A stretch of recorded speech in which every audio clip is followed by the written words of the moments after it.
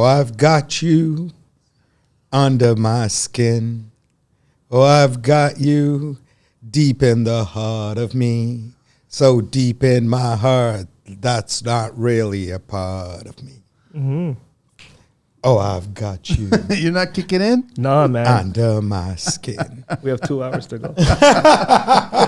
Gentlemen, thank you, man. That's nice. Not your first time. Not my first time. No, it's not. First time on a show, First time on the show. but not a first time on the mic. No. Frankie's very close to my heart. Oh, well, you can't go wrong with him, man. That's it. So is Portugal, but So is Portugal. and Is it? Yeah. So you're in denial? Yeah, we just got kicked out today, right? It's a sad I had thing. nothing to do with it. I wasn't part of the team. I had nothing to do with it. That's it. So I'm Portuguese, but I had nothing to do Oh, with it. yeah? What part of Portugal are you I'm from? the Azores. Oh, from the Azores. Nice, Yeah, nice, right. nice. So, and I know Brazil got kicked out by Croatia. By Croatia. So it's interesting. Very sad. So people would be listening to this in January. They'll probably start crying again all over Yeah. again. Yeah. They have to. Gentlemen, welcome to the show, man. Thank you. So I got Ryan on my left, and I got Maneeb. Maneeb, right? Yes. On my right. So Assured Basements. You guys have been doing this for about 3 years, and its website is www.assuredbasements.ca, and to reach them is sales@assuredgroupinc.ca. Correct. And then the Instagram is Assured Basements. Correct. With an S, right? Correct. Yeah, that's what I thought it was. Okay. Any other social media you guys are on? We're on YouTube. Okay. So we have a lot of videos on YouTube Nice. of the basements that we've finished. There's probably like 30 videos there right now and more coming. Nice. You guys are seeing the power of the video, huh? Yeah, for sure. That's why we have cameras here. Big time. That's what a lot of customers really like to see, and it gives them ideas on kind of where to do their basement. Because a lot of people have a hard time envisioning something from drawing to what the final product is going to look like. So the videos really help out. So how'd you guys get started? You want to take the lead or you want me to? Sure, I'll take the lead. So I know Maneeb for about 13 years. Okay. Just through association and through friendships. We never really worked together. And I used to own Assured Flooring since 2016. And before that, I was in construction pretty much. I'm 41 today. I was in construction pretty much probably at 17, 18. I started just part-time labor.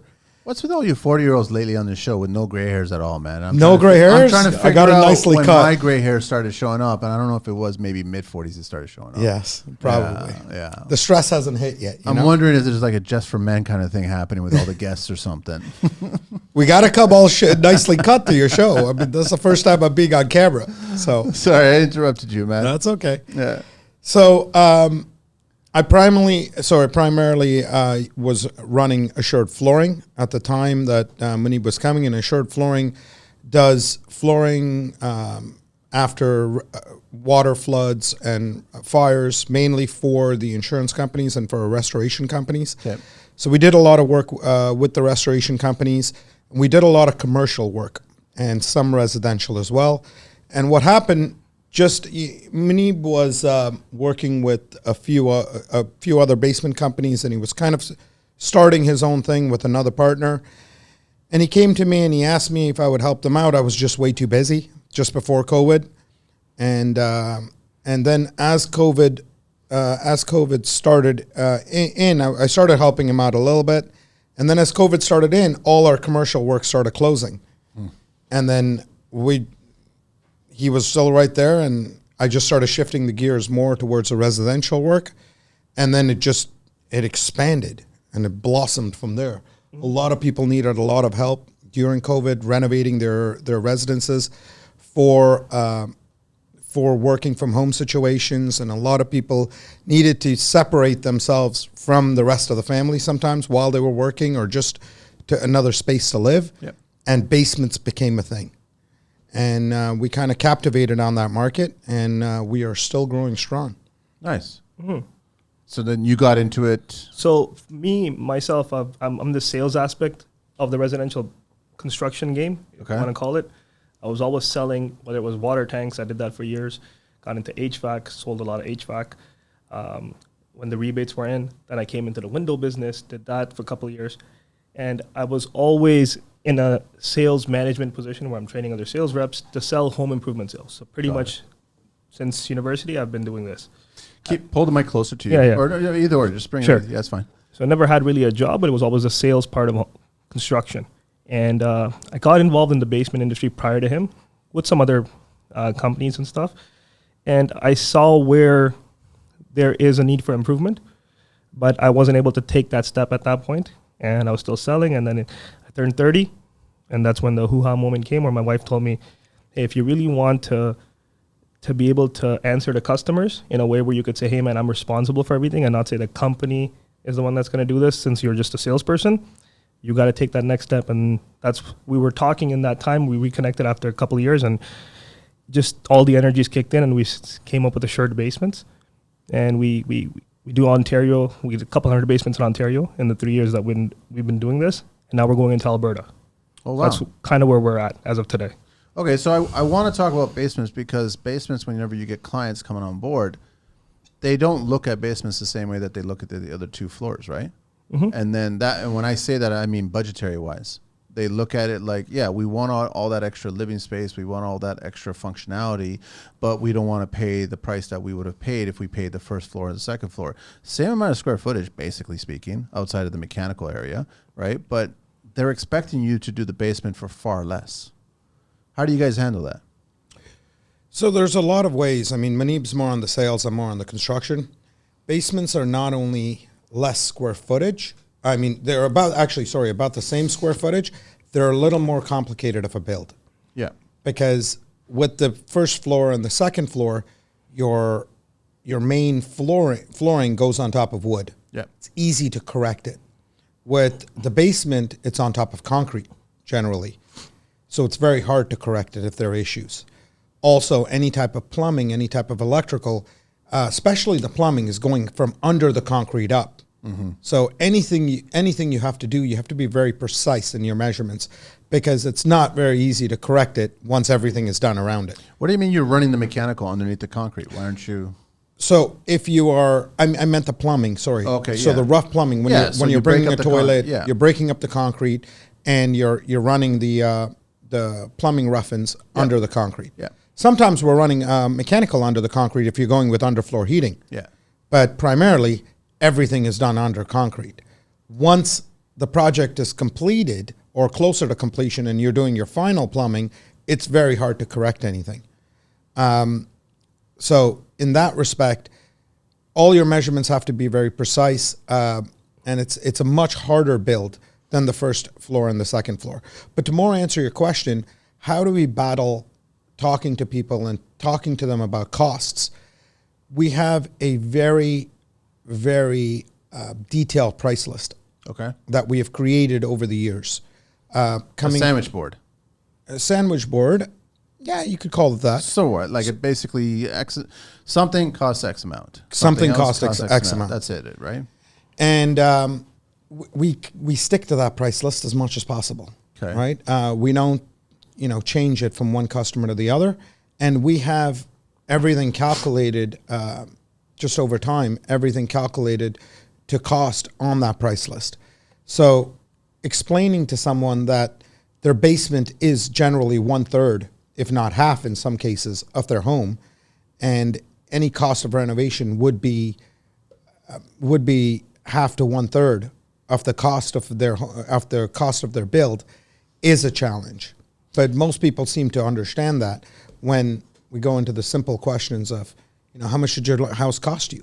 How much do you think it costs for your house to build it? Why do you think you wouldn't spend, 1/3 of that cost? That's what I mean. Is that's their debate. Mm-hmm. So I remember early in my career, I no different than you guys. I started in basements because I looked at basements as a third floor. I looked at it as an opportunity. I didn't care about the lack of window, the lack of sunlight, the lack of whatever. Once you started renovating it, you're offering up walkouts, step-ups, whatever. You're offering bigger windows if you allow for the fire code and the allowances on certain walls and everything. So you started bringing more natural light in, so it didn't feel like the basement anymore.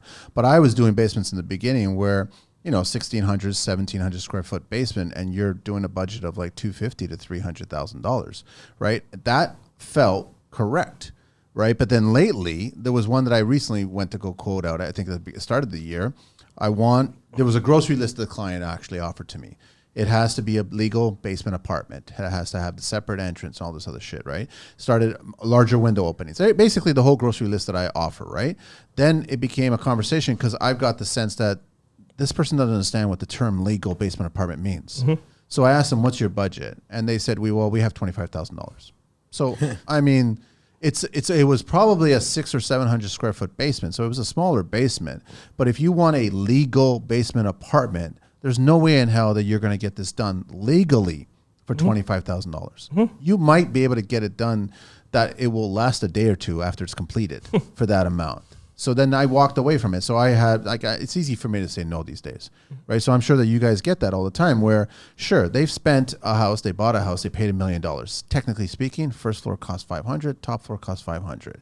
Technically speaking, your basement should be in the ballpark of that range too as well, right? 100%. But they're not looking at it that way, especially when you start talking about adding that walkout, engineering, excavation, how it's going to work on the outside, bigger windows, structural, engineering again, all that stuff. That's the big problem because even during COVID, they saw it as here's an opportunity for our basement. We need this space. We need a rec room. We need another office. We need another kitchenette down there. We need a 3-piece bath down there. We need heated elements because it's a concrete floor. So it's like you start adding up all this stuff and it becomes a challenge to speak to these clients this way. That's why I'm trying to figure out how you guys are. It's great that you've got a sandwich board.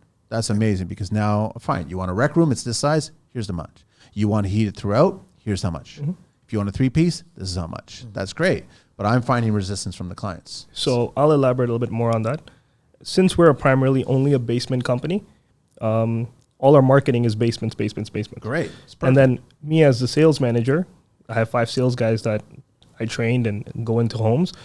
I essentially qualify those calls first before we even send somebody out there. Our average right now, probably 14 calls get disqualified to get 1 qualified call. I believe even go there. I believe it. So our process is very detailed even on the phone. And before we even send a guy out, I can tell you I'll probably spend about 45 minutes to an hour sometimes on the phone prior to it even being qualified. So we set these budgetary expectations after looking at their house on Google Earth, kind of understanding square footage, specs, needs. Level of finishing is also very important where people miss out on that because ABC basement guy out of his truck, when he says 3-piece bathroom, well, that's open to interpretation in any form. Right? It could be a corner acrylic-based shower, or it could be a bathtub.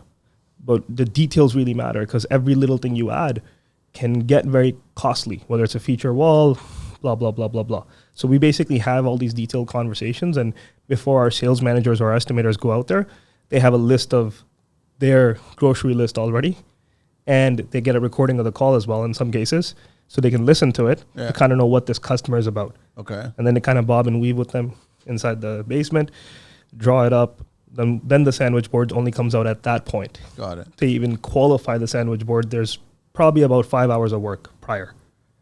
So you guys are, I mean, based on that, you're spending 14 hours on average to get 1 potential lead, right? Could be sometimes. So you're spending basically 2 days work to get 1, right? And that's still not even securing the deal at that time. Well, believe it or not, about 95% of the customers that we see are sold in the first meeting. Yeah, I don't doubt it. Like you guys are vetting them to the point. So I'm saying that those 14 hours are valuable hours. Very. Because you're weeding out the people, right? Plus drive time. All that stuff. Plus this. Plus and I know that. other builders that do the exact same thing. Sure, I'll spend the time. I'll sit down. I'll have a conversation. I'll discuss things with you. But I'm going to bring it over to realistic land. 100%. Right? And talk to you about realistic land. I'm not going to talk to you about Pinterest land, house land, HDTV land. I'm not going to talk to you 100%. About any of those lands. Those all belong with Disneyland. Correct. Right? I agree with you. I'm not interested in that. So you guys weed it out, which is great. That's the first great step to do that. So like I said, it's valuable hours at that point.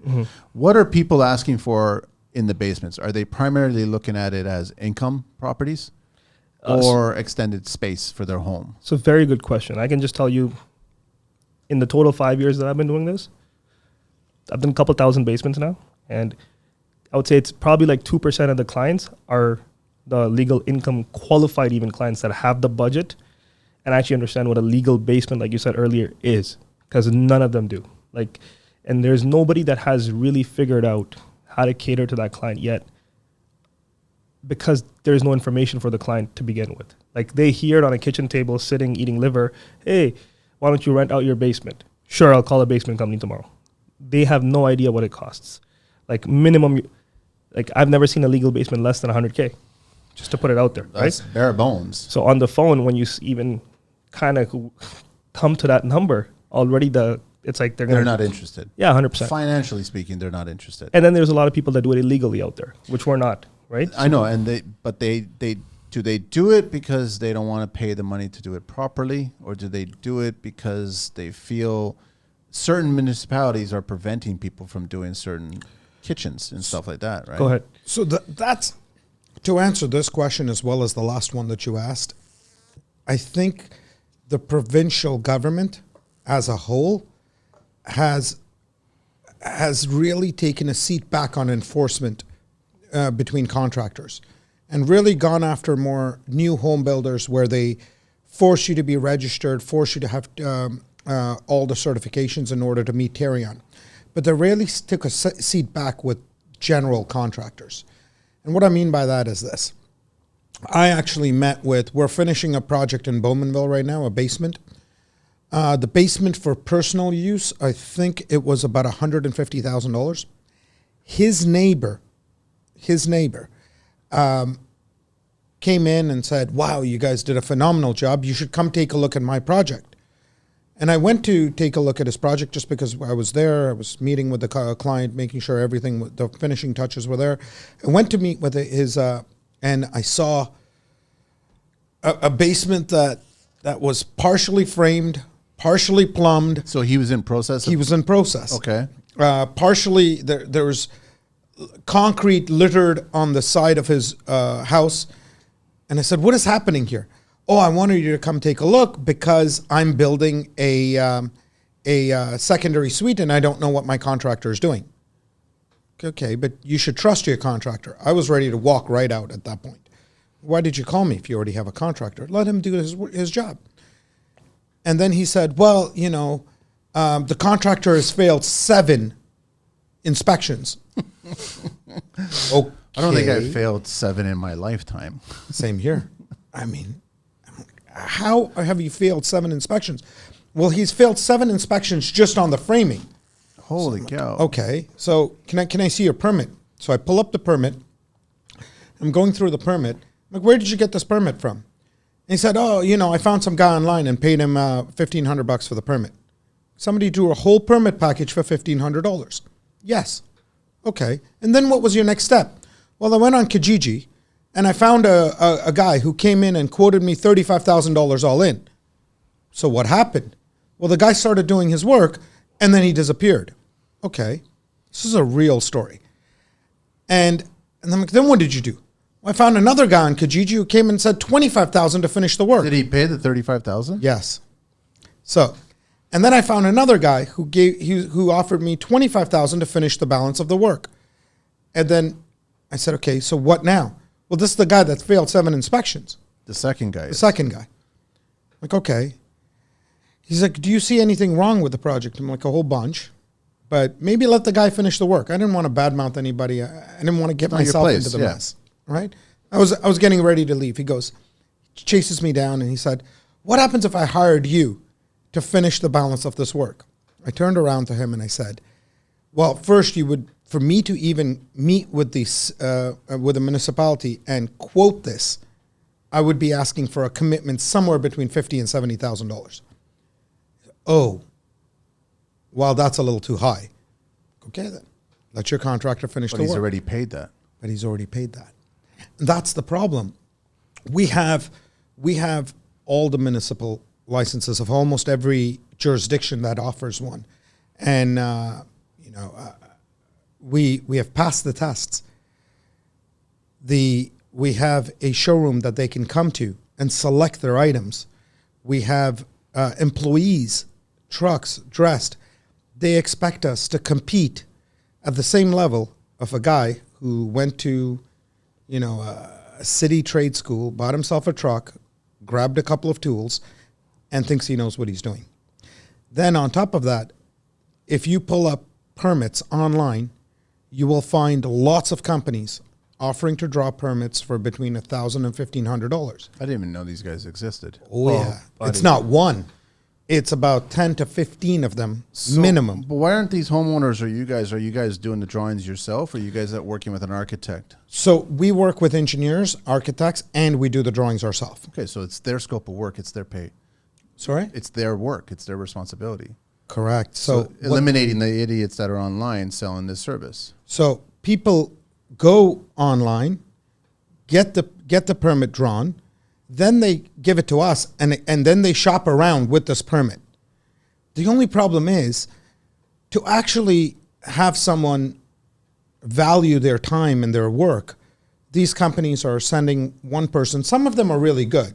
Don't get me wrong, but the majority of them send somebody to draw a sketch of the basement. They send an architectural technologist to draw a sketch of the basement. They take this, and without physically seeing the project themselves, they try and get this permit approved. Once the permit, the city just looks at, the on value basis, and the city will stamp it based on the permit meeting the building code, and state that the homeowner is responsible for the accuracy of this. Now, the homeowner doesn't know what they're talking about. Of course not. So they're showing us a permit, believing it to be true, and we come and start measuring things. The permit's completely off. Mm-hmm.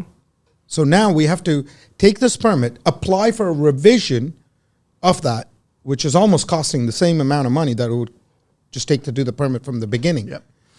And now the homeowners is kind of blaming us now that, oh, you guys are increasing the cost. So it's a very hard conversation with the homeowner regarding cost, right? And Maneeb pretty much focuses on the sales aspect, trying to at least bring them through the door so we can have a look at their project. And then I focus on the construction aspect.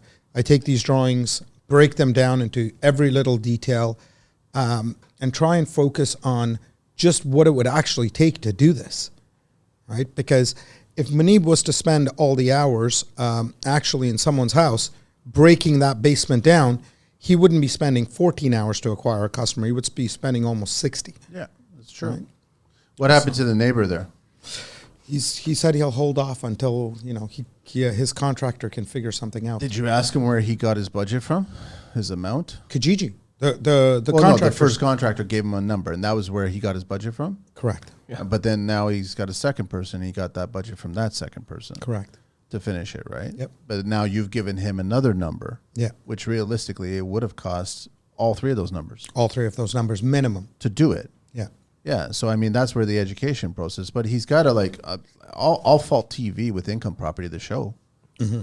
Like I remember years ago there was an article in Money Sense magazine dissecting exactly what everything cost in one particular job that he did, and they wouldn't comment on it. They just said something about, well, there's a lot of gratuity, so it's basically we get a lot of free stuff, so we can't really figure out the budget on top of that. But we know exactly what a basement rental would cost. So why don't you just say that number? Yeah. But he's also not like that show in particular is not telling the people that are watching it, you have to go get a loan to do this construction, and then do the construction, then pay off the loan, and then you start making income on that property. Yep.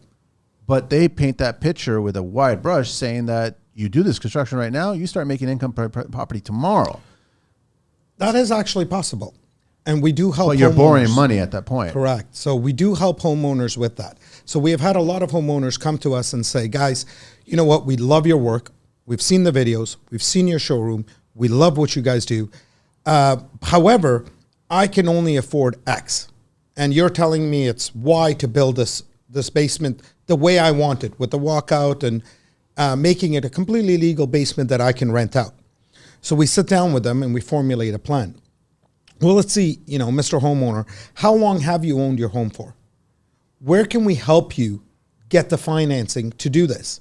So we have actually a tested program where we have been able to get loans for homeowners that they can build their basement for about $600 a month. Yeah. Turn around and rent that same basement, and homeowners have been getting rents from $1,500 all the way up to $2,200 is the highest I've heard for a basement. So they're paying $600 a month to build it, $2,200 a month. So it is still a financial gain.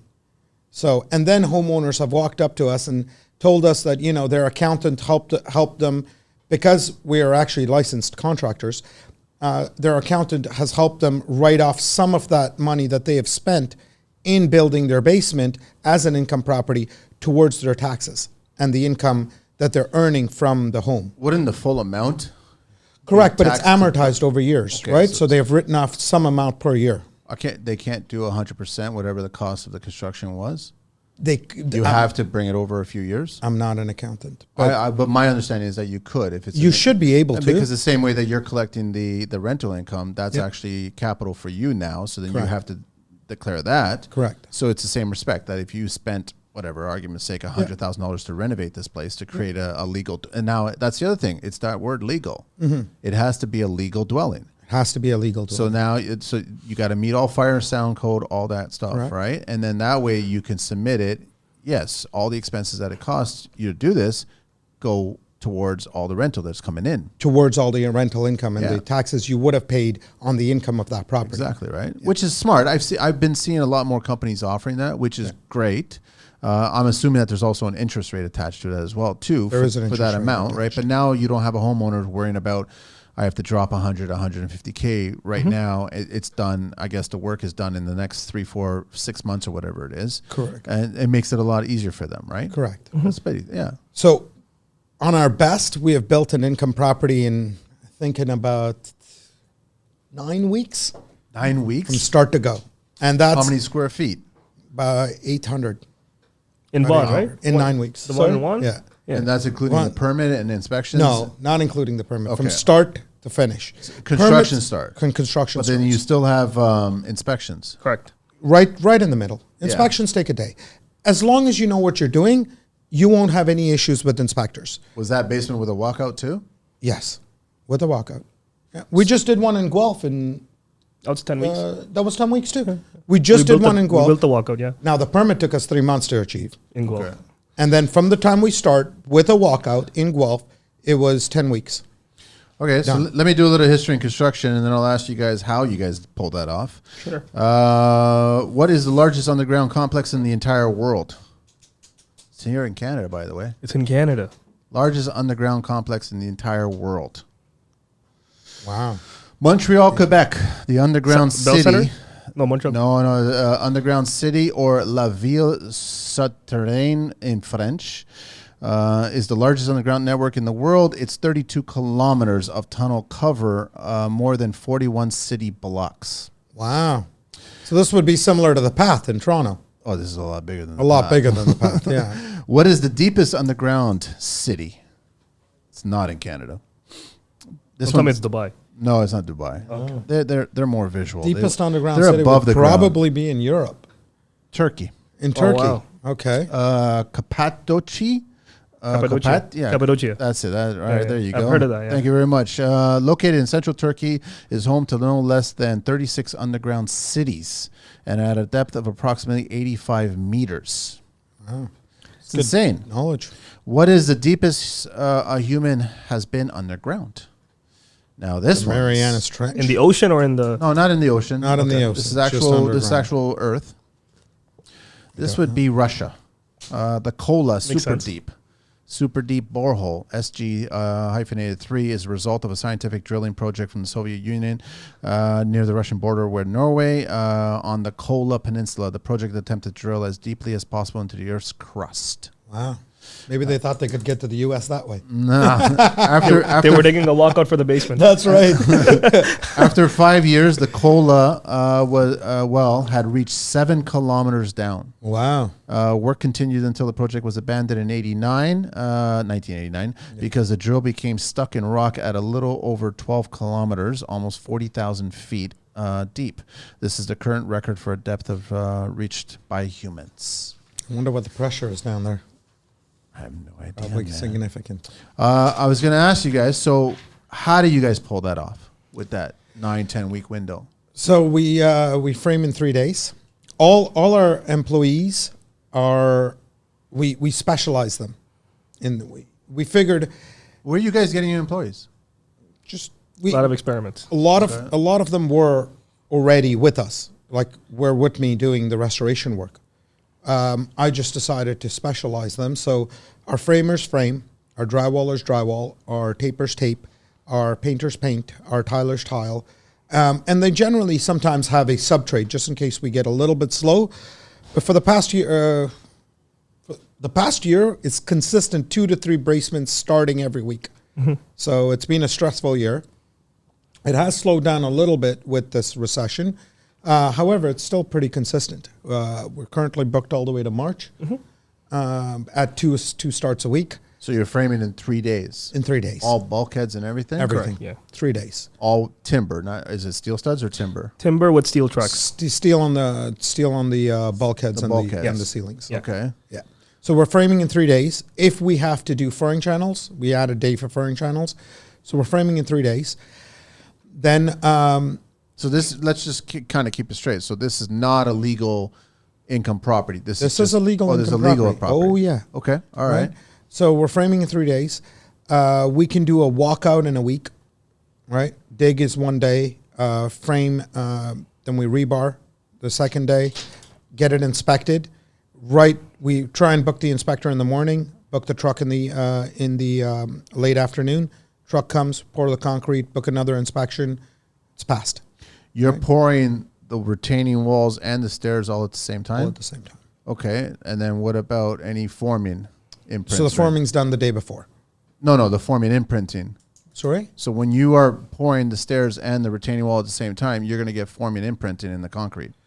So the guys that we don't do the concrete work in-house. We have concrete guys that are coming to do it. Yeah. Right? So they're So I'm just used to that you would pour the retaining section first. Yep. Right? And then you would pour the stairs second as a 2-pour. No. To avoid any forming imprinting, right? Yeah. That's the only reason why I'm bringing that up. They But they're might- doing it at the same time? They're doing it at the same time, and it's working well. And there's no forming imprinting going on. I find that hard to believe. I've watched it happen in front of my own Oh, because I mean, when you're putting the stairs on, and you've got, like, how are you securing? I'm trying to figure it out. So if you've got a wall, you're forming for the wall on both sides, right? Yeah. Now you've got to form for the stairs. Yep. How are you? Or you're saying the concrete going from the wall to the stairs? Yeah. Yeah. So So they're cutting out the wall into the line of the stairs, and then they're adding all the risers of each stairs, and they're hammering to the forming of the wall. It's pretty challenging when it's a lot simpler just to do it in 2 pours. might be simpler to do it in 2 pours, but I've seen them do it in 1. Okay. Yeah. I'm just saying that if it's done in 1, I will even in 2 pours, I still seen forming imprinting going on. Yeah. Right. So that's why, and I just don't know, because that's the finished concrete. That's your finished look when you have This it. is all these guys do. Yeah. They don't not only do it for us, they do it for a few other companies. Okay. Right? So, but interior on the basement, we do the rough plumbing, usually the 4th to the 5th day, depending. So You're breaking breaking the concrete. Yep. Yeah, because there's no way that it's in the where it's supposed to be. No. So we're breaking concrete, doing the rough plumbing, calling in the inspection right away. When the inspector is coming, our electricians are already booked. So they're doing the rough electrical. Then right after that, we go into HVAC, where Okay, so hang on a sec on the plumbing. You still have to get up to the main floor and tie your vent.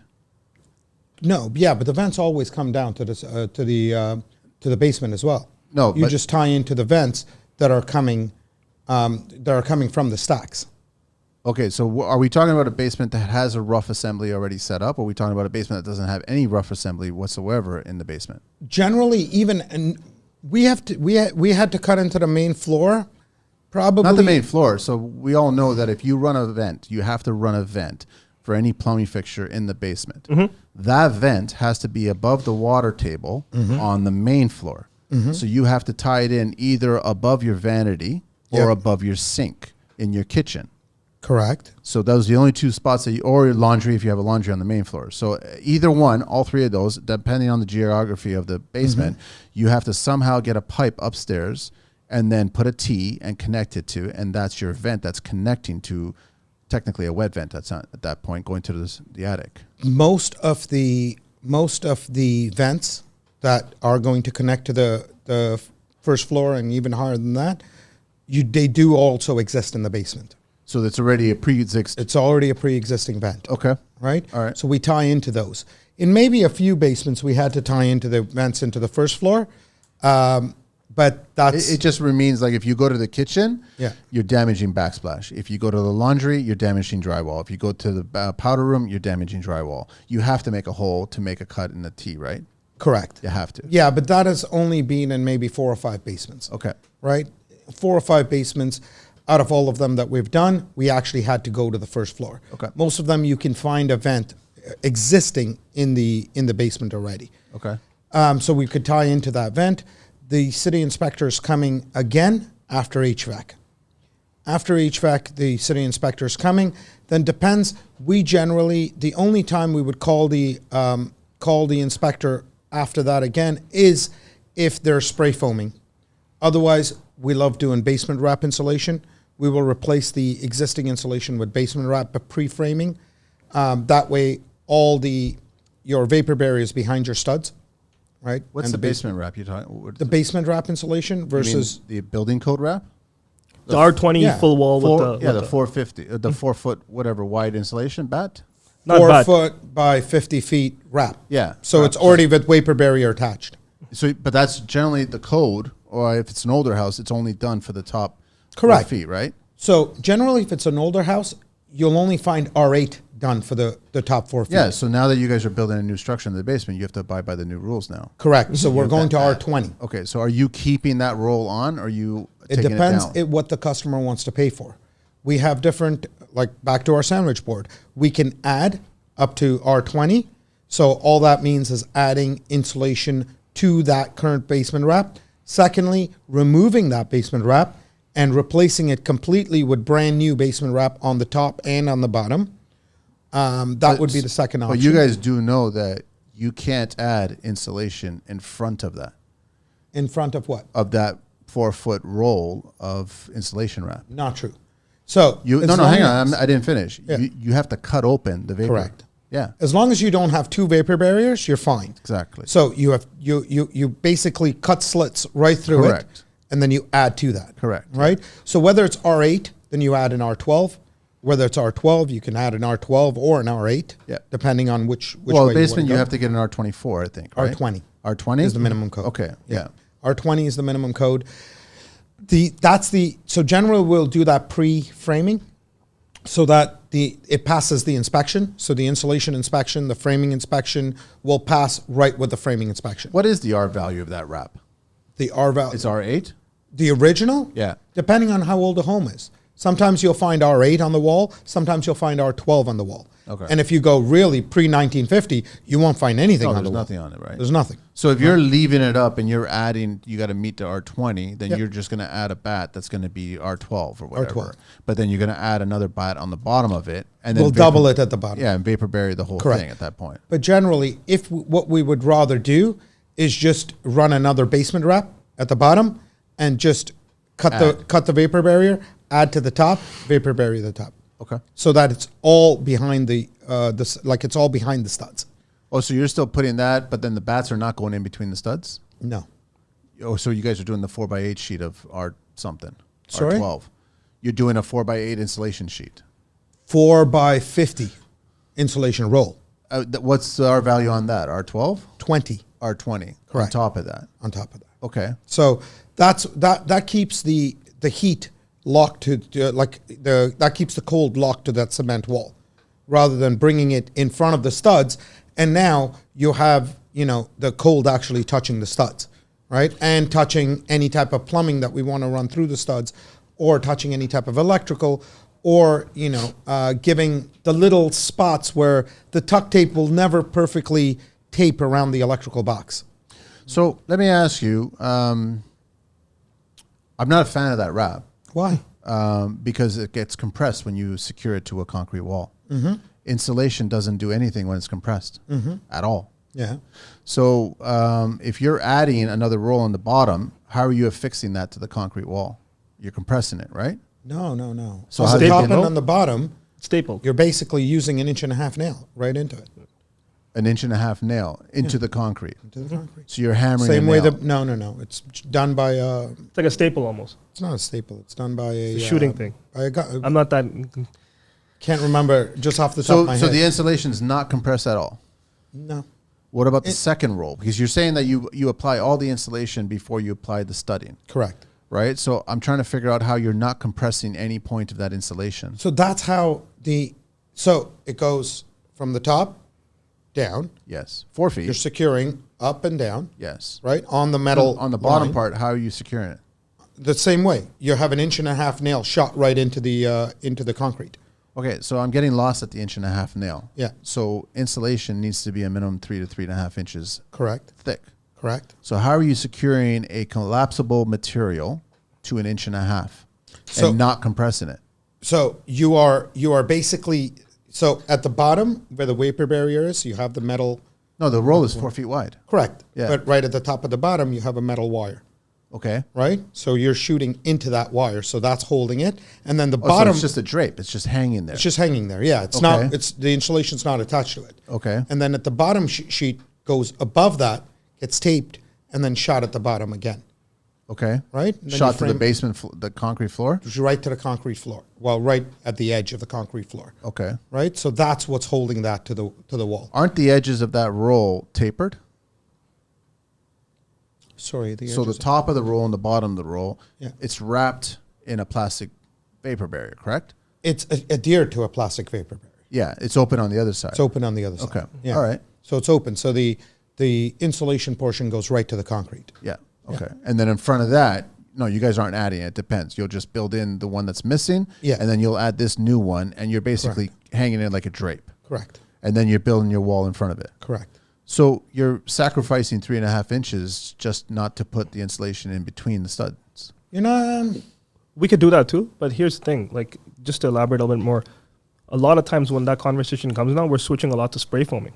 Like, we personally believe spray foaming has a better result than both of those combined, because spray foaming will close any gaps or any cracks in the concrete or anything like that, and then you could, when you're framing, you can go as close to the concrete wall as you want. Then, But even spray foaming, you need to leave a 2 inch. You need to leave it 2 inches off the wall to form a perfect vapor seal.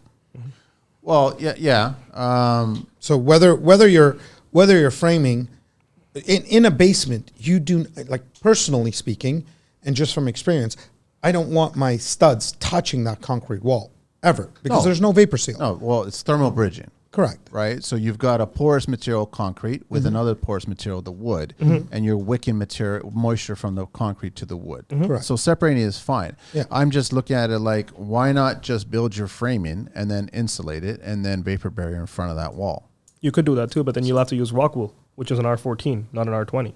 No, you could put an R20 pink pad insulation. But you already have R8. So if you have the wrap on it, you have R8. You wrap in another R8 on the bottom. You're building a wall against that R8. You make all the slits in that R8 wrap.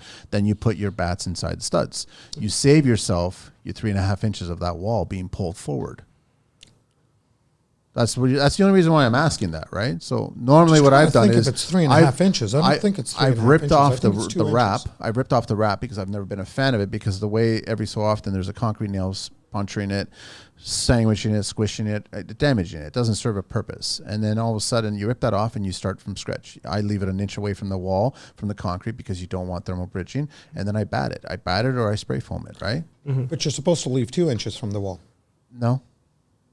Every inspector that I've talked to, It's a separation. That's all it is, right? Because you have to. I do it as a 1 inch because sometimes it'll become a 1.5 or 2 or whatever, depending on the plumbness of the concrete wall. Yep. Right. So it's serving dual purpose because the concrete's not perfectly plumb, and you have to leave a gap, right? Yeah. So now that's if it's spray foam, because they want to stop the thermal bridging. Yeah. But if you're going bat, doesn't matter. As long as you're protecting that wood and it's not touching the concrete. I've never heard any inspector tell me 2 inches. I could be wrong with the Yeah. OBC. I don't know. I haven't done a basement in a while because the cost comes up and I say, I'm not interested. I'm not the builder. Especially if you're spray foaming, you need 2 inches of continuous foam. Well, barrier. so there's the transfer, right? So Yeah. I did a basement where we had a concrete pad porch, and then obviously we had to build down the ceiling to add our R31 that we needed to. right? So the inspector said, as long as I have a minimum of 1 inch separation between that concrete and that stud, that joist or whatever, because they were 2x6 studs to get we were getting almost 6 inches now at that point. Okay. That's where we were getting our R31. So he that's went what we minimum did. 1 inch. We went 1 inch and he was fine with that. He Okay. signed. All he cared about is that, and technically speaking, you have blocking every so often because you have to adhere it somehow. Yeah. Right. So there is that little bit of a sacrificial kind of point contact. Yeah. Right. So I could be all different, but then again, it's also there's different. Everybody's got their own rules, right? Yep. So you build it in Toronto, you build it in Mississauga, you build it in North Clarington. It doesn't matter. Everyone's got their own thing. So I don't know for sure, right? I just saying that I've never been a fan of that wrap because it solves a building code priority. It doesn't solve a building envelope. Yeah. In my opinion, I think it creates more problems because now you have to connect the other one. You have to make sure that it's exactly that far away, so then you're not compressing the insulation. That's why I'm not a fan. There's too many variables to make it crap. The reason that I'm a huge fan of it is because it keeps the vapor barrier behind the studs. And that, I think, is very important. Which is more important, and I agree with you on that. It's very important Because to then keep now the you vapor can run barrier. all your mechanical through the walls. Yep. And you can do that, and you don't have to worry about sealing all the electrical boxes or any terminations going through all that stuff. Yeah. Further, all your moisture hopefully will stay on the For sure. warm side. For sure, Right? yeah. All your wood's on the warm side of the insulation. Yeah. Right? That's what I really like. And let's be honest, no matter how well you decide to tape around electrical boxes, around It's not protrusions, perfect. It's not perfect. it's going to be penetrated. Yeah. So when you have your drywall going up, it's never going to be, you're never going to cut perfectly around an electrical box. impossible. It's just impossible. Yeah. So I would rather have my wrap on, like, I would rather have my vapor barrier on the cold side. I would rather have my studs on the warm side. I agree. So, and that's why I really love the basement, like the basement wrap. The only thing I would recommend over and above the basement wrap is spray foam, right? That's the best, but customer's budget needs to be there. Right? I'm just bringing it up because customers are always picky about space because you already lose space Yep. because of the foundation thickness, right? So Correct. technically speaking, yeah, you are the same square footage as the main floor, but you're not because your walls are already coming in 10-inch concrete block or whatever it is, right? They're already coming in an extra 4 inches, and now you're adding another 4. You're adding the 3 inches for your insulation wrap, then you're adding another 3.5 for your studding, right? So I think R20, and I was trying to look at it because when you say 3.5 inches, I'm really thinking about it. The insulation when And it's I think, open, but I think a basement wrap R20 only sits at about 2 and 2.25. could be. I'm not exactly sure, right? And we would leave that space whether we were spray foaming or wrapping. Okay. Right. But now you're still bringing the wall forward because now you're Correct. putting the wrap in front of that one to get your R20. Correct. So if an R8 or whatever, you're saying R20 or R8 is 2.5? R20. R20 is It's about 2.25. Okay, so then you got 2.25 there, right? Correct. But clients love their space, especially They do. in a basement. They do. But at this point, it's all about education, right? Would they rather have their basement last 20 years, or would they rather have that wood be on the cold side and have a possibility of being exposed to more moisture than it needs to, right? It's true. Yeah. So that's where the education piece really comes into play. So what are you guys doing on the concrete floor itself? On the concrete floor? Yeah. Well, it all depends. So our goal, we like to use vinyl products on the floor, all types of luxury vinyl. We want to go directly to the floor. Why? And the reason being is because two vapor barriers will create moisture, right? The most of the vinyl products seal fairly well if you really look at it. And if you're running any type of polystyrene based underlayment, then you're going to have moisture issues there, right? And that I've seen all over doing a lot of restoration, right? The only other thing that works better than that is dry core, or going with like a DMX membrane and then OSB on top of it. That would be for warmth, right? But we do a lot to try and bring the heat to the floor. We dropped our mechanical vents. We drop them all the way to the floor. In Okay. some municipalities, they are important. In some municipalities, they're not important. Well, you guys realize, I don't know exactly what the percentage is, but 60% of a home's heat loss is coming from the basement concrete slab. So why are you not stopping that heat loss? Like you're relying on Cost. the vinyl flooring to do that, right? Correct. So the vinyl flooring does have generally an underlayment attached to it. So your vinyl flooring is only being cut a ½ inch away from your studded walls. Our vinyl flooring is going right to right to the drywall. Yeah. You don't have to space it. So right to the wall. Right to the drywall. Yeah. Yeah. But there's a gap, remember? So you've got your insulation, then you've got your second row of insulation, then you've got your framing, and then you've got your vinyl. Yes. So there's a gap there. There's going to be a corner baseboard gap of penetration of coldness coming through. Sorry, maybe I'm not seeing where the corner baseboard gap is. You got a track there, right? There's a track that's sitting on the floor too, where the stud goes in. There's a metal stud. A metal track? Yeah. Either a metal truck or or you have like a foam layer with a stud right on the concrete floor. Well, okay. So yeah, first of all. So where's your gap? Okay. Yeah. Any bottom plate has to sit on a gasket. On a gasket. Right? Yep. So then you're saying that gasket, okay, if you're going a 2x4 stud, you're using a 6-inch, 5.5-inch gasket? It's a 5.5-inch gasket. Okay, yeah. so now that vinyl flooring is going to get put on top of that gasket. No, the Where is vinyl flooring. So you have your bottom plate, you have your drywall, which is a 1/2 inch, and the vinyl's touching that drywall.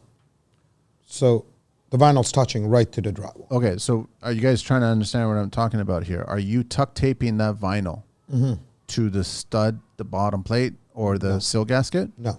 So that's your penetration. Correct. I see what you're saying now. So 60% of your heat loss in a house is coming from your basement concrete slab. So that's why the way I've done it, and it's still in 15 years, I've always done 1-inch minimum shiplap SM. Yep. Or I've used Groove SM, or you use like an Anvic product. I've done Drycore before as well too. I haven't done the DMX, whatever. But the whole point is that you have to seal, and I've connected it to the walls. Because now the walls are cold, the basement slab is cold, and all that cold is staying. It's a cooler. But the way you guys are describing right now, that whole perimeter base of the sill, of all the bottom plates, there's a gap there. That's why I'm asking, are you tuck taping? No. So there is a gap there. So there is a hole there, right? Yes. So that's what I'm saying is if you were to build a subfloor, Yeah. it also give you the opportunity to basement concrete slabs. None of them are poured correctly.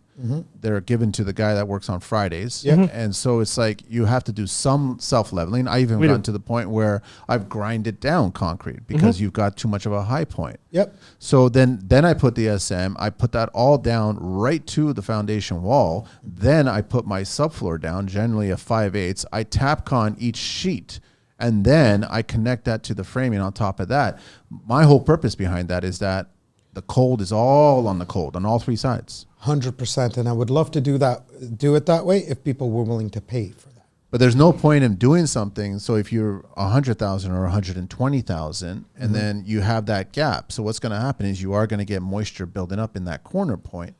So this is where we really, and actually almost 95%, maybe 98% of our mechanical is dropped as close as possible to the floor. Okay. So your airflow actually comes from the bottom. Okay, so the other theory now, not theory, that's actual factual. You lose 10% of your heat for every elbow you throw into a run. Correct. Unless the elbows is properly sealed. You're taping every elbow. It's air has a path of least resistance. Yep. So the moment that you give it a bend, you lose 10% of that heat.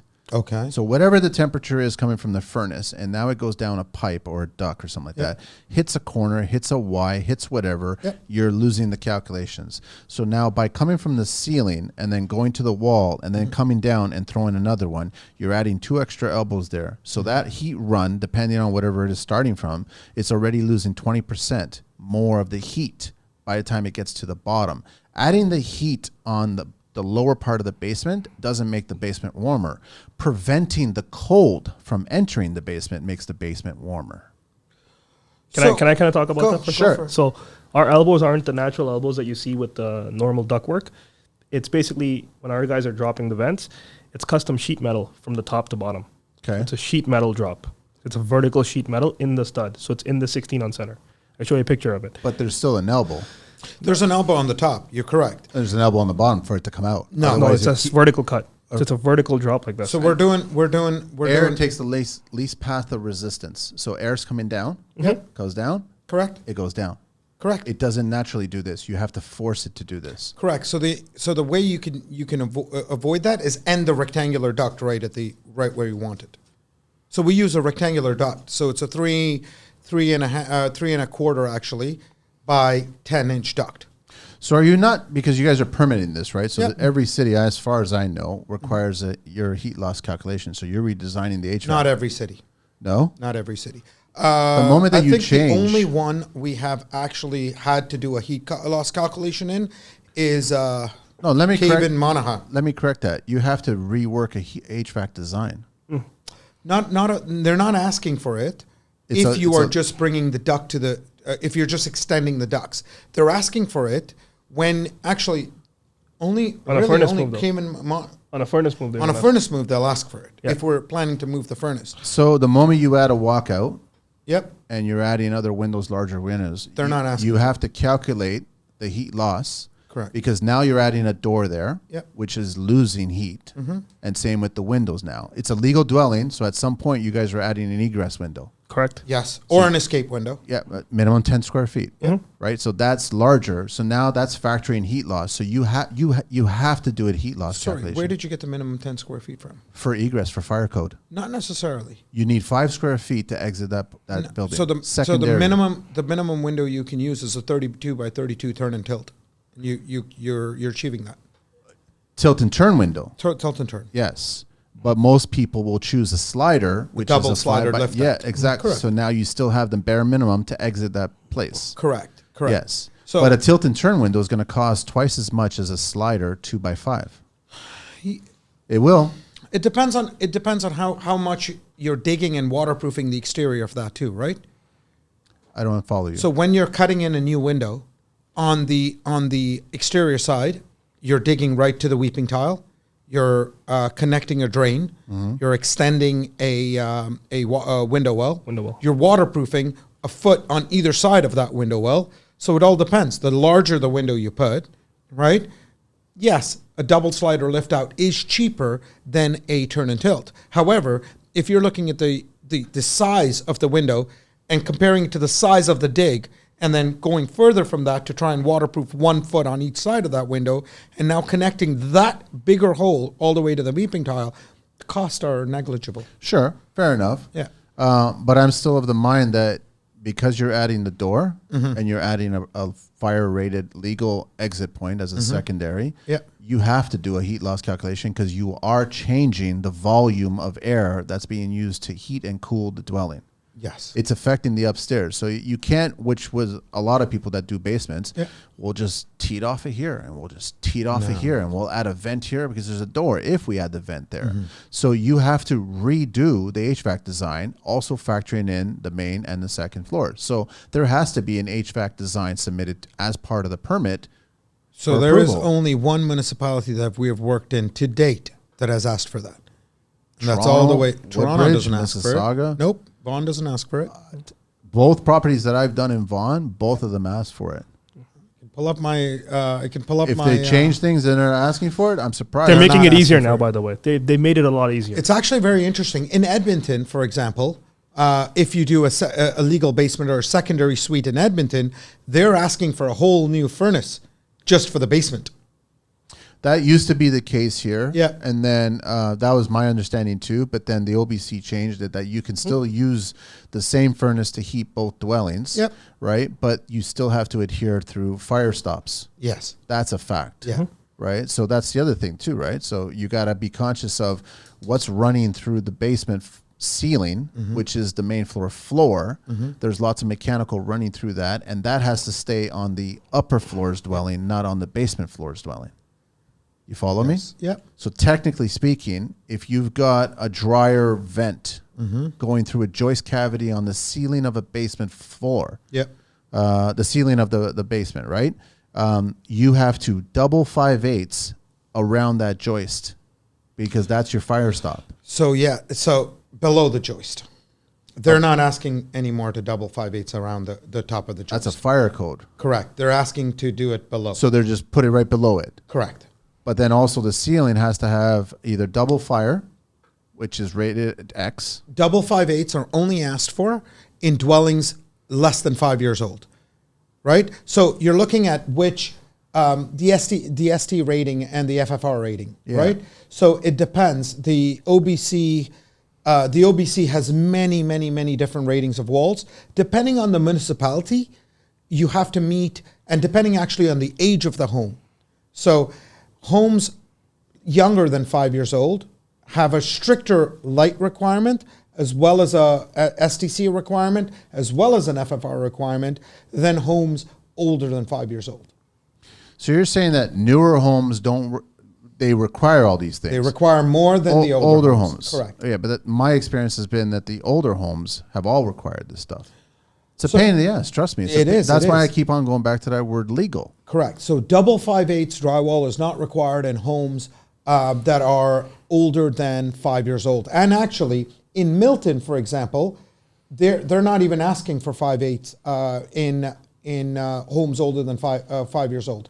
You can meet it under the, I want to say FC8 or FC6. Okay, so hang on a sec. You realize that double layer of rated X drywall is not for fire, it's for sound. The furring channels make more. Stay on the mic. Sorry, the furring channels make more.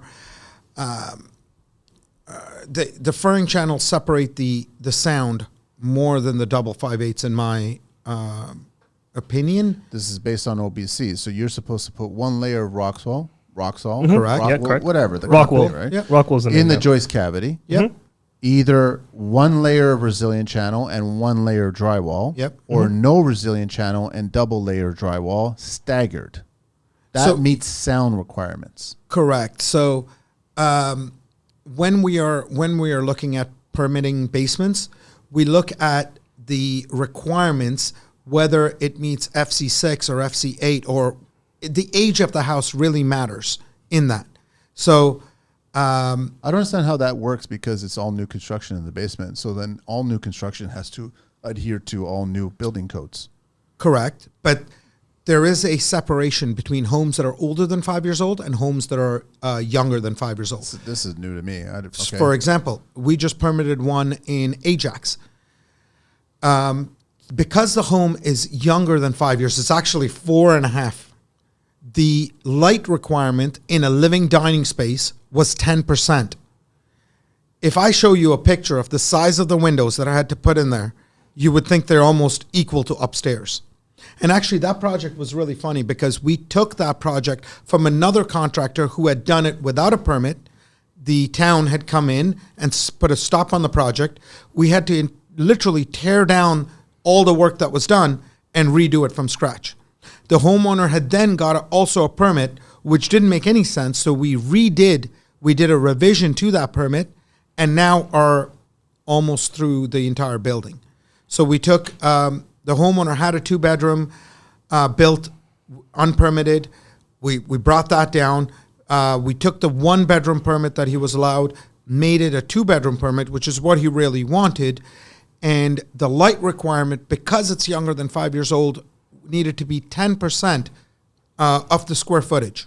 So his living dining space was 180 square feet. So we had to have 18 square feet of windows in that little room. But you realize that window is not a fire or sound or egress or anything like that. It is just luminosity that they need natural light to come into the dwelling. Yes. That's all it is. Correct. So homes above 5 years old for a living dining only require 5%, and for a bedroom requires 2.5%. So the first thing that's going to happen is all the submarine windows in a basement are all going to go away. Yeah. I keep reverting back to that word legal. Correct. That's what people, homeowners, don't understand. 100%. And I could honestly say that the moment you want it truly to be legal, it's a bare minimum twice the cost.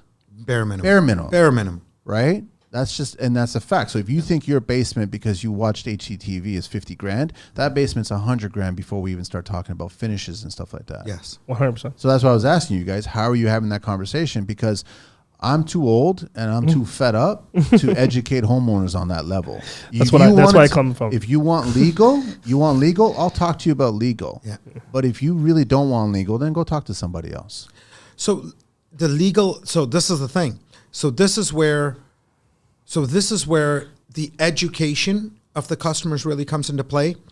The provincial government has to step up their enforcement. They won't. But We're on our own. Yeah, I know of somebody else. I was talking to a retired old building code consultant out of Cambridge, and he actually has been working on trying to develop a package to properly build legal basement dwellings as per the code. Yep. Right. So, and that's what, when I had him on the show and we got talking a lot of stuff about the code and basement dwellings, because the basement dwelling is the biggest thing when it comes to the first and second.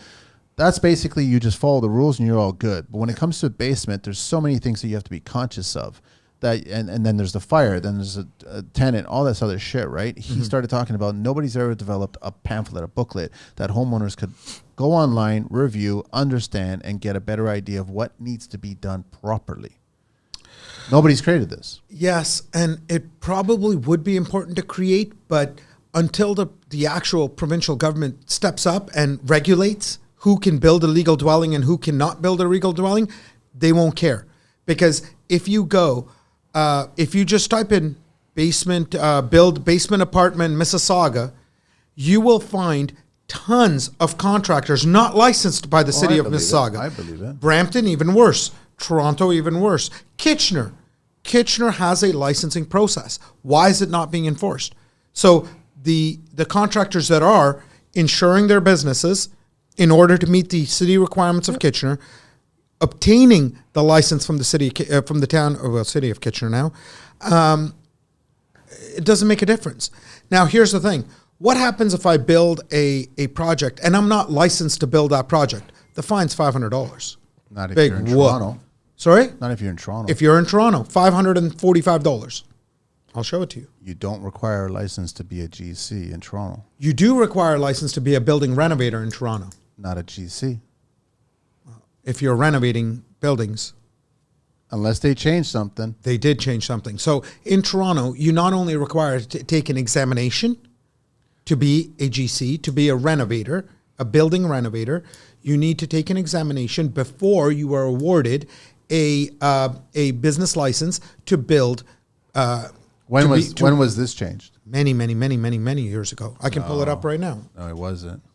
Okay. Because that's the reason why you had so many people building in Toronto, because other municipalities were asking for that. I know Hamilton does it for Hamilton sure. is another test. Yeah, you can't actually submit a permit application as a GC unless you actually are licensed. Toronto, you don't need it. The other misconception of these legal basements, one of the other things I want to bring about is a lot of the inquiries that we get is a guy saying, I have a finished basement and I want to just convert it into legal basement. So that makes no sense. Correct. But when you tell them that you have to pretty much demolish the whole thing and build from scratch, they do not understand that. And there's contractors that cater to those people because they don't even understand What's that permitting. say? I don't know. City of Toronto, building renovator license is required for all businesses that provide services to repair or renovate buildings and structures, including any business that advertises renovation services. When was it implemented? I believe 1998, I believe. Hold on. I've never heard of that. I've built so many structures and I know so many GCs that are not licensed. So this is the Again, problem. no enforcing. So there's no enforcement. So here's the other argument I have. How many people have a driver's license? Sorry? How many people have a driver's license? Good question. Good question. A lot. How many accidents are caused every single day? But they have a driver's license. So, my question is, what happens if we allow everybody to come into this country and drive without a driver's license? Would there be more accidents or less? That I don't know. Correct. Now, our insurance rates... My point is that having a license doesn't make you a better contractor or worse contractor. But it does mitigate the fact that at least you'll have a $2 million insurance policy. You already have that as a business owner, regardless. Not necessarily. Oh, no. Everybody I know, you have liability. You can't walk into a structure without doing any work, without giving to your client your certificate of insurance. We give it, but so many people don't even have it. No, I know that. So many people don't give it. So many people don't even give their WSIB certificate. So many people don't even have WSIB. I know, I understand There that. are tons. On Kijiji, I could pull up right now And we could But just. that's how they're making money. But that's the thing. So how do you compete without the education? But This is where the it's problem not, is. It's not okay, so that's my problem is the homeowner. It starts with the homeowner. Yeah. The misunderstanding that a basement legal dwelling Yep. costs X when Yep. it doesn't. It costs X times 3. Correct. So it starts with the homeowner. The homeowner is the one that's going to the Kijiji places. The homeowner is listening to other people saying, I could do this for this much, all this other shit. The homeowner is not asking that person for their WSIB, their liability insurance, all this other shit. Yeah. So it's like it starts with the homeowner. And then the industry has allowed it to take advantage of that. So they walk in and sell a basement for 50, and that's how you get that neighbor in that situation. Correct. But I mean, realistically, you and I, we all know that you do a basement dwelling, it's 1,000 square feet, it's 6-figure budgets. That's just bottom line. It's low 6-figure budgets. If you're talking 5-figure, then there's something that you're not doing correctly. 100%. And there's lots of ways in a basement to cheat, to avoid doing things properly. And then it could fail, but it's going to fail way beyond your days of being a contractor. I've never had a single failure because I've always tried to do things and learn other ways of doing things and how it's best. But there is a general basic building envelope that I adhere to, right? Yeah. Am I a fan of spray foam only? No, not anymore, because based on my knowledge, I'm a fan of a hybrid system. Yeah. I'm more of a fan of a bat or a cellulose and stuff like that. But then you have to do certain things. At one point, I was doing blue studs because I wanted to use blue studs, right? Yeah. Was it worth it? No, I've never done a basement with any metal studs. I've done sometimes bulkheads in metal studs because it's easier to build that way, right? But the majority of it's been wood. So there's a bunch of things. So I still blame the homeowner because whenever I meet them and they say that word legal, then my experience and my knowledge comes in and I tell them exactly what's going to be, but they don't want to hear it. 100% they don't want to hear it. We're pretty honest about it too. The problem is the competition or somebody else skirts their way around that conversation, gets them for X. Once they get their deposit, turns them to Y. And for example, a lot of inquiries I take where I hear these horror stories and the homeowner is venting out to me. Yet, even if I can educate him with all that, he's still going to go back to that, which is the sad part. He's going back to that because it's offered on the table. He's entertaining that energy. So he's saying, I had this problem with this person. And when you're saying, sir, that's not a problem. The contractor just charged you 30 grand for the framing and electrical.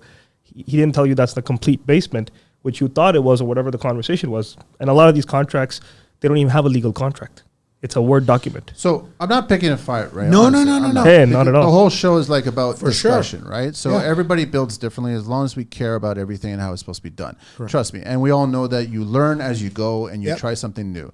Like, trust me, 14 years ago, I was, spray foam. I loved it. It was perfect. There's faults. There's so many faults with spray foam. You need a proper installer. You need a properly educated installer. You need the right site conditions. You need to make sure that you're doing all of your reports on every single batch. There's a bunch of variables. I've told people over and over on the show, it is the only product in construction that is produced on site. Everything else is delivered on site already completed. Correct. So you have to have the perfect conditions. And then we're in Canada, so we get cold conditions. You can't shoot spray foam on cold foundation walls. It creates a problem, right? I've given up. Listen, I've done 300 plus shows. I've done enough builds. I've done enough projects, and I've spoken to thousands of contractors through social media and all this other shit. We are on our own. Do not expect the government to do shit for you. Unless you are a huge builder, a huge tract builder, a huge high-rise builder, you're a small fish. You guys are like us. Everybody's the same. We're all in the same boat here. They don't give a fuck about us. They never will. They want to try to enforce, go ahead. My mindset is just build the best you possibly can.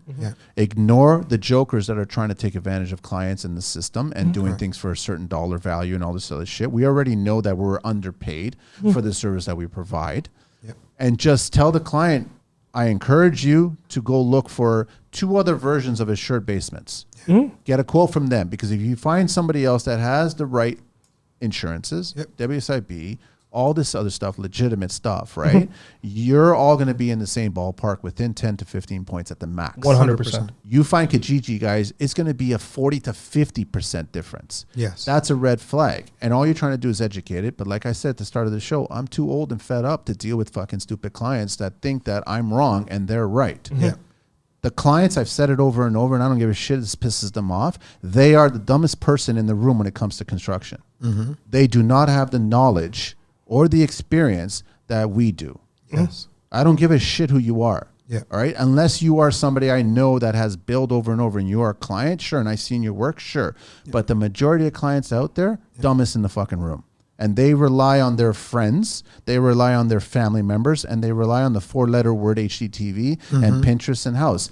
They don't rely on contractors. That's where I get my frustration. They're not honest either. That's the other thing. So a lot of it is they lie about a lot of their beliefs in order just to fish information.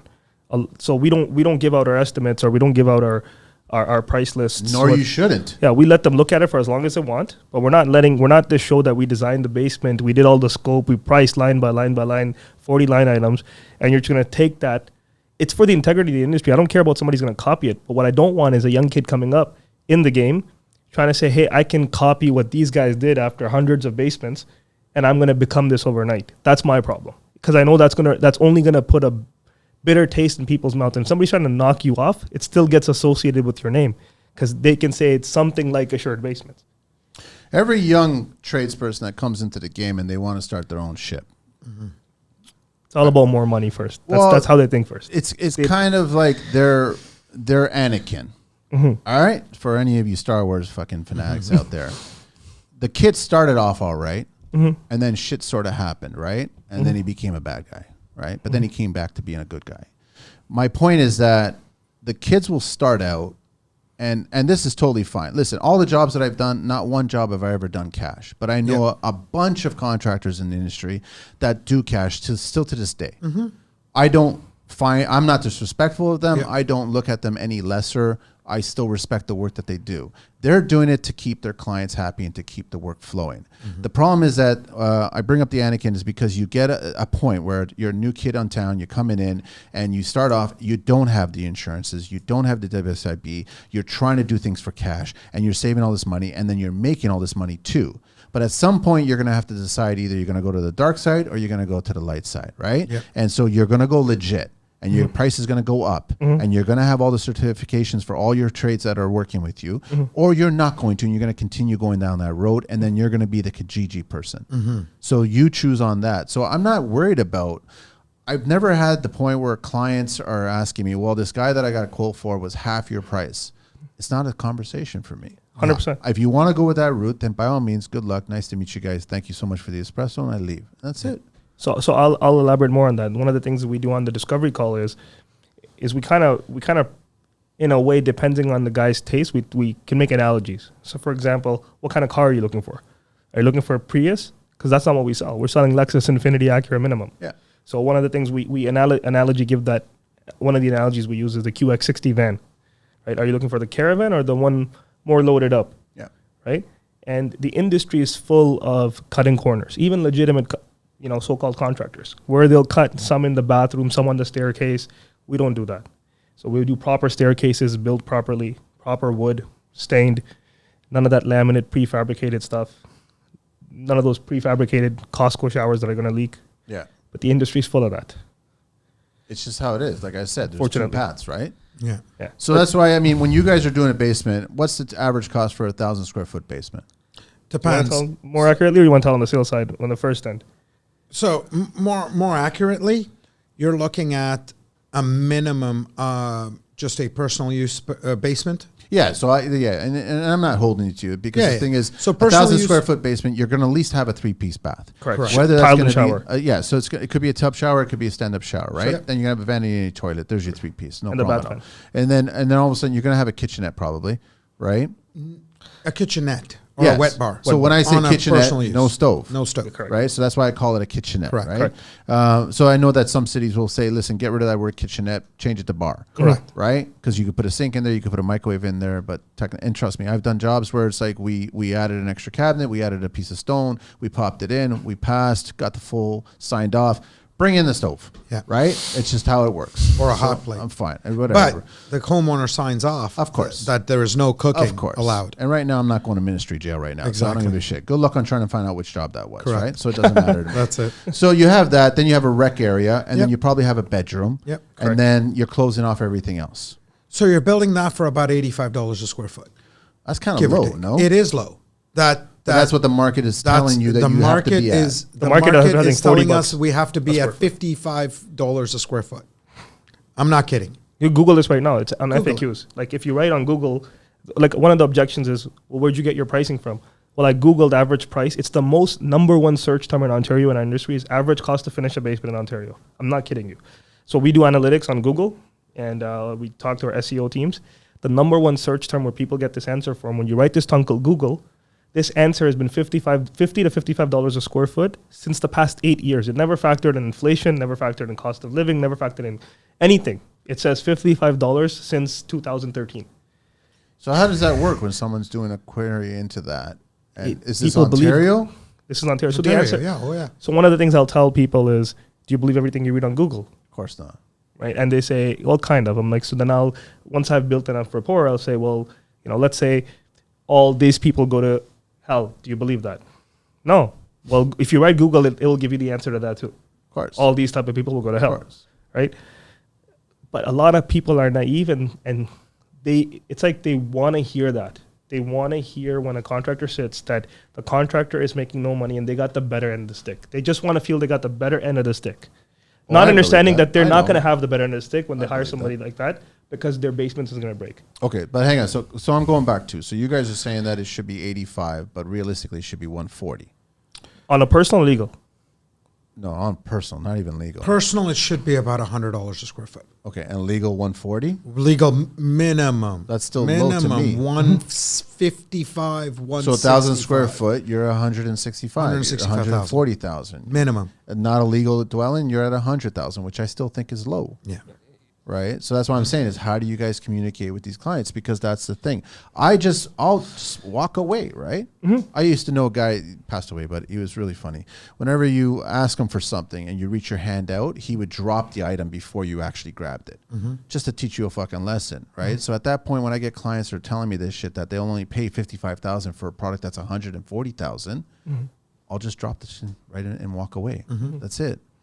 Yeah. I don't want to deal with clients like that. I'd rather just fight the battles, encourage them to hire two other or get a quote from two other that are similar, and then understand that it should be 140. But understand this, and this is probably more on Maneeb's side than mine. Even though I have, even after he sold it and people go and change their mind on what they want, and then I say, okay, now it'll cost this, and they're like, whoa, whoa, whoa, whoa, whoa, whoa, whoa. Your salesman came to my house and promised me all this stuff. I'm like, well, my salesman gave you this estimate for this drawing. We have that now you want all this added. What makes you think you won't pay for it? No, it's changes. Oh, it should be thrown in. No, it's not. Not so much as I deal with emails from customers. Long, lengthy emails about how a customer is entitled to change their mind. And you guys should be aware of your reputation. The threats with our reputation. And it's so easy for a customer to go and write anything they want on Google. Or HomeStars. Or HomeStars or any other platform. But we can't review them. And so you have to be, you're walking on eggshells as a business owner, because at the end of this day, the customer, given, most people, even though we spend the time after the sale is done, we spend the time walking them through every selection. We spend the time doing a 3D design of their place. We spend the time... Even before you guys have signed the contract? No, after signing the Okay. contract. Yeah. We spend the time walking them through every selection that we offer. And our showroom is about 10,000 square feet, right? And then we will sit down with them and we will go through a floor plan. Once they agree on that floor plan, we'll try and do a 3D design of the floor plan and get them to sign off on that. Then as soon as the studs go up on the first day, one of our project managers is always on site. And they walk the customer down. We tell the customer to be home the first day of framing, just so we can lay out the floor plan. We walk them downstairs and we try and walk them through their rooms. Just if they couldn't picture it in a 3D design, now they can picture it laid out on the floor. Yeah. 4 days later, the customer comes down. Oh, I think that closet should be on that side. But that's construction, right? That's construction. Yeah. So now we're educating the customer that, hey, this is a change order. right? But they feel that it should be included. They should feel that it should be included. So how do you guys deal with that? A lot of education. A lot of communication and being politically correct all the time and using our contracts and what they signed off on as, hey, this is what you signed off on, and read the fine print. The fine print says if you change, it's going to cost, right? I mean, it's good that you guys have that grocery list and you just mark off, because I've seen other builders that I've interviewed and they've been allowed me to take a look at whatever they do. They're asking me what I think about it, and I do agree with that. It's basically you've got a list of everything you guys offer, and it's either you chose it or you didn't choose it. Correct. So if there's a 0 attached to it, then you didn't choose it, so then we're not going to build it. But yeah, so if you change things, then it also affects the schedule, it affects the cost, and these are all extra monies that you guys have to give up. It also goes down on the fact when they're taking something off halfway through the build. They want like a full refund on it. They forget about restocking fees. They forget about all that. Why are they taking some? Well, So changed they their made a mind on decision That they don't made a want this type decision of vanity to- or that type of vanity. correct, to upgrade, Downgrade, or even downgrade upgrade the- or downgrade the vanity, for example, because now they found a better vanity, and they want. It's like, well, I didn't take your vanity. I'm buying my vanity from Home Depot. And we buy everything up front before we start a job. Well, it's smart because you should. So if you look at, I don't know if you can see this from there, just because people I'm are showing. 51 years old, man. What's wrong with you? So what happens after 50? Well, the white hairs definitely come in. So Yeah, I'm zooming in. That is our final scope. It's drawn room per room. It shows the square footage of drywall, how many pot lights, how many plugs, which is how many great. switches, as detailed as possible, so that if they want to add another plug there, well, they know how much it costs to That's add the another plug. cost, yeah. So Correct. it's pretty straightforward. Oh, They're playing the wouldn't- dumb card. You That's all wouldn't they're doing. believe how many people make decisions on that, and even It's so, a game. It's a game. It's a game. But It's you a know why game they that expect customer this? likes to It's play. because there's contractors that cater to that. That's the problem. Of So there's course guys there that drop their is. pants. Of course there is. Sorry to say. No, I'm I just know. being fully transparent here. Yeah. There's guys that drop pants, even reputable guys. I know guys in the industry, and we have conversations. And they're like, how do you guys deal with this? And I'm like, why do you guys drop your pants like this? You are only egging onto this, then you're complaining about it later. Because they're you making give something, money somehow. That's why.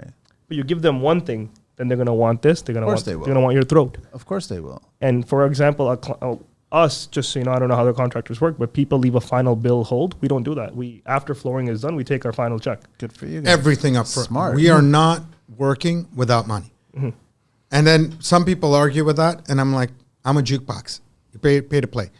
Insert coin, please. I'll sing all day long. Frankie Sinatra will come right out. No, it is smart because, I mean, a lot of trades that I've spoken to, they're doing that now, and we've shared it a number of times on the show, and I think the good trades out there, the good contractors, are going to start educating the client that there is no 5%, 2.5% final bill, final whatever for a punch list of deficiencies. All that. No, there's a final 20% that we take. Then we get started on the final part of the job. Correct. Then guess what? The onus is on us now. As Correct. tradespeople, we're going to finish the work because you've given us the money. And we are going to finish the work because that's our objective. Yep.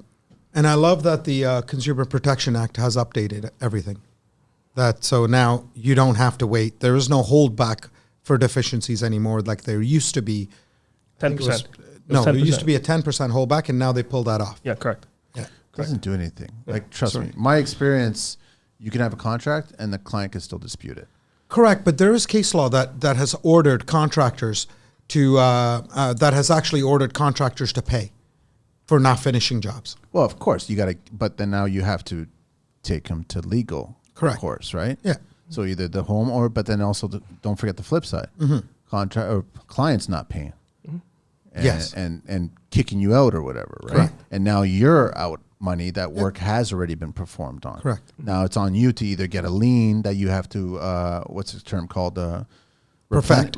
Sorry? You have to perfect the lien. Every year. No, you So- have to set it up first. You have 45 days to place a lien, 90 days to perfect a lien. Yes. So even after you place the lien, you have to take them whether to small claims court or to the Superior Court right Correct. away. But then every year you have to there's a term for it. You have to reapply, Renew the lien. Renew the lien. You have to renew the lien. There's an R word or something like that. Yeah, you have to renew the lien unless the judgment has already been Which settled, they can right? carry it on for whatever if they have no plans on selling that structure, that lien can go on for 20 years. Not necessarily. We've done it. We've I'm done it saying where it could. Correct. It but could. So you have to be very careful who you're suing, right? Whether they're judgment proof or not. Yeah. If they're judgment proof outside of their ownership of the home, then you have a problem even working in there, and you have to really analyze who you're working for. At the end of the day, no self-respecting human being will go and get a job at XYZ company if they don't like the interview. Of course. Same with us. We have to be very keen on interviewing our customer as much as they are interviewing us. As much as the customer chooses us to work for them, we have to choose to work for that customer. Yeah. And that's always a wonderful sales operation argument. But that's a vetting. That's a vetting of the customer. And that's also, unfortunately, that's experience. Yeah. It is experience. No new kids that are coming into the industry don't realize how to read people. Correct. And it's like boxing. Like I tell people, it's like boxing, Yeah. and that's one of the sports I'm into as well. Is because a lot of what you do in boxing can be translated into business, and especially in contracting. These customers are playing a game with you, and you have to know when to hit, look for their weaknesses, and when they expose themselves, you go for the knockout. Yeah. And a lot of times that knockout is what gets you the sale because they realize that they don't want to look stupid now, so they're trying to prove themselves at that point. Or how to structure deals. Like we sold a basement, a very interesting story I went into a house in Markham, and the guy straight up is very cocky. He's like, listen, all you contractors that came into my house pitch a big game. I'm like, I don't know what you're talking about, but sure. This is the client that This is you the guys client. are going to go interview for the first time? Yeah, correct. So I'm sitting with him on the table, and it's an older home. He finished his basement 30 years ago himself. He was an architect.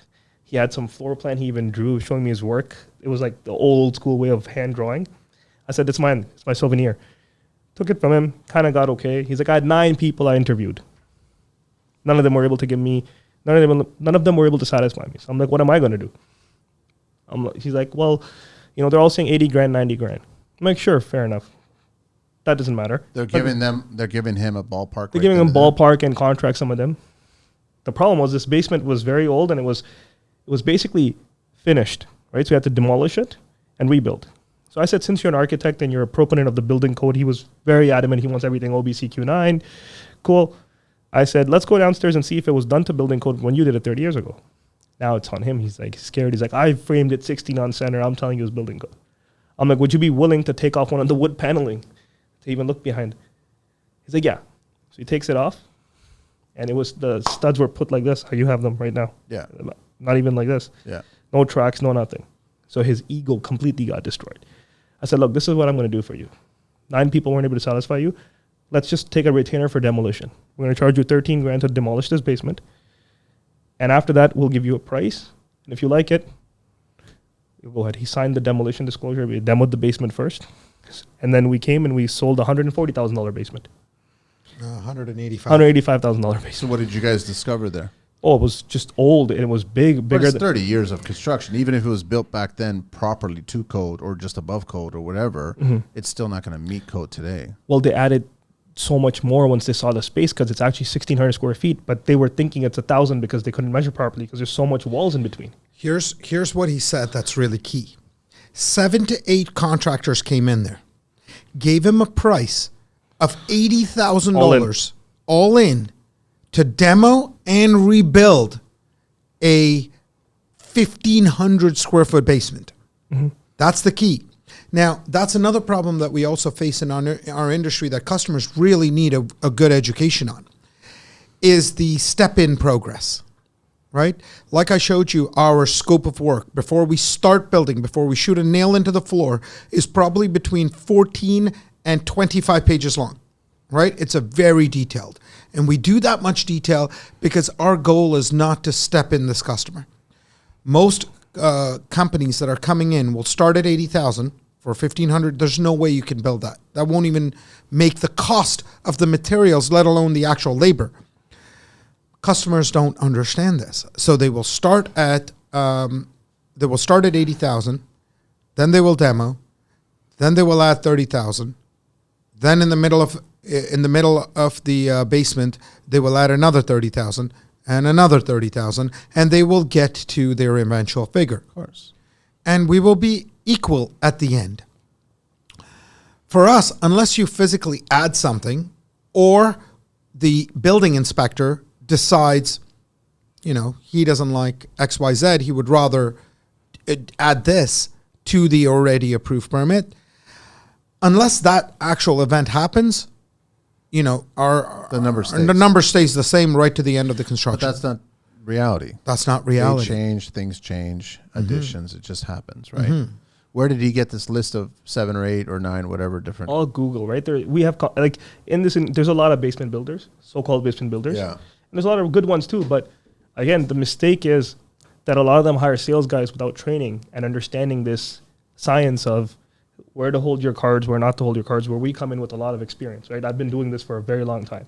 So I've been in-home selling products and home improvement since 2009, put it that way. So I mean, it's just years of experience. When somebody says me something, it's just automatically I understand. But it's hard to train that. It's hard to take a neural link. course. It's very hard. Even my sales guys, it takes a while to train that instinct and understanding how to bat, right? Or how to make weight. Because you can only have the fight if you made the weight. Yeah. If you haven't made weight, what are you fighting for? Right? So what are you selling here? So one of the biggest questions I always ask when somebody says I had 5 contractors, so why am I here? So what did 5 people didn't do for you? That is it just a principle thing? Because that I don't think you have time to waste. You're a doctor, or you're a lawyer, or you're whatever. You don't have time to waste to sit 3-4 hours. And we're like, oh, well, someone said, so and so said this, so and so said this, so and so said that. Sure, said means nothing. What's on paper? We go into that route, and a lot of it is not on paper.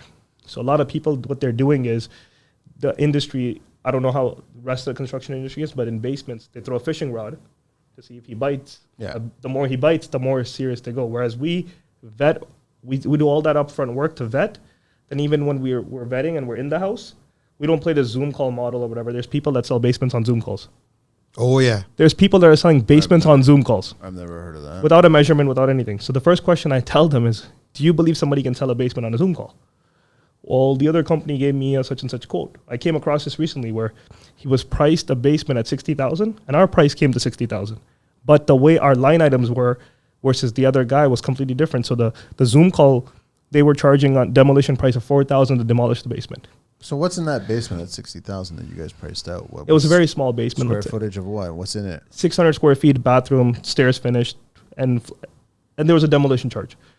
And then just open up everything else. Correct. The rest open. Open concept. Open Yeah, it's concept. open concept. So essentially, my first response to them was, because they say you're 60,000, he's 60,000, but your demolition is 8,000 and their demolition is 4,000. I'm like, let me break down my demolition. There's an electrical cleanup. We have to clean all the junction boxes. There's this much linear feet of walls that we have to clean up. There's this much square foot of floors, this much tile, this much everything. I broke it down. There's subfloor that I have to take off. Dude didn't even know about the subfloor. On a Zoom call, did they see the subfloor? So I have to call the guy back and tell him the list, what's here. When she called them back, they said their demolition would be 16,000 Yeah, because they finally assessed it correctly. after I gave the information to them. Yeah. But a lot of them are playing Zoom call basements. And it's actually, there's actually sales that do get done like that. There's people that like, I signed a basement off a Zoom call, and then the price doubles when the inspection happens. So how many basements have you guys done? In the last year, about 186 and This year. counting. Or this year, sorry. Yeah. So 2022, we did 186 basements. And then how many basements the year before that? So every year we doubled in size. This year we tripled actually. And then you're booked up until what, the March. spring, March? March.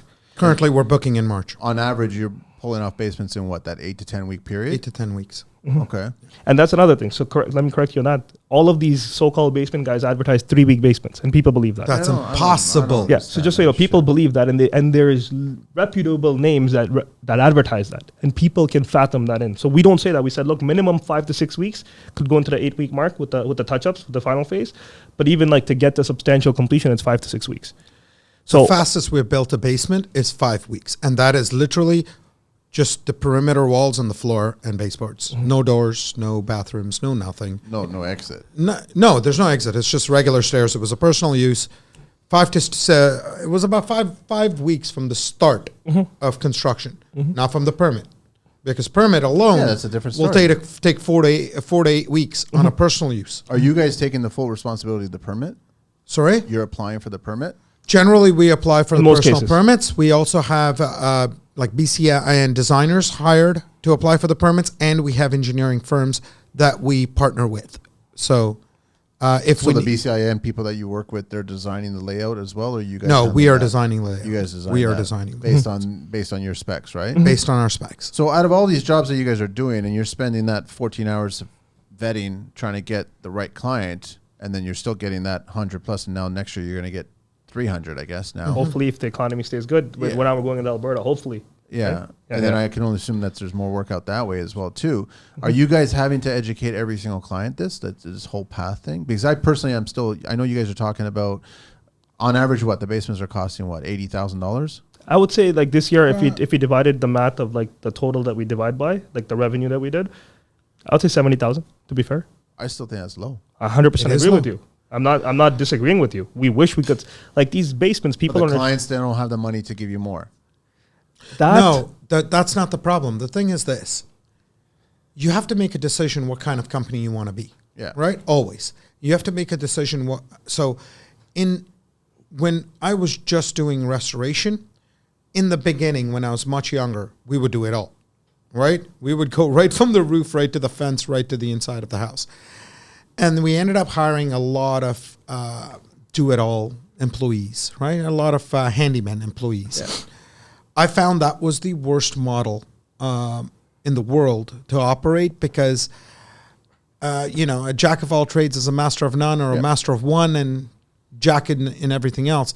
And that was a very, very stressful process of how to run a company.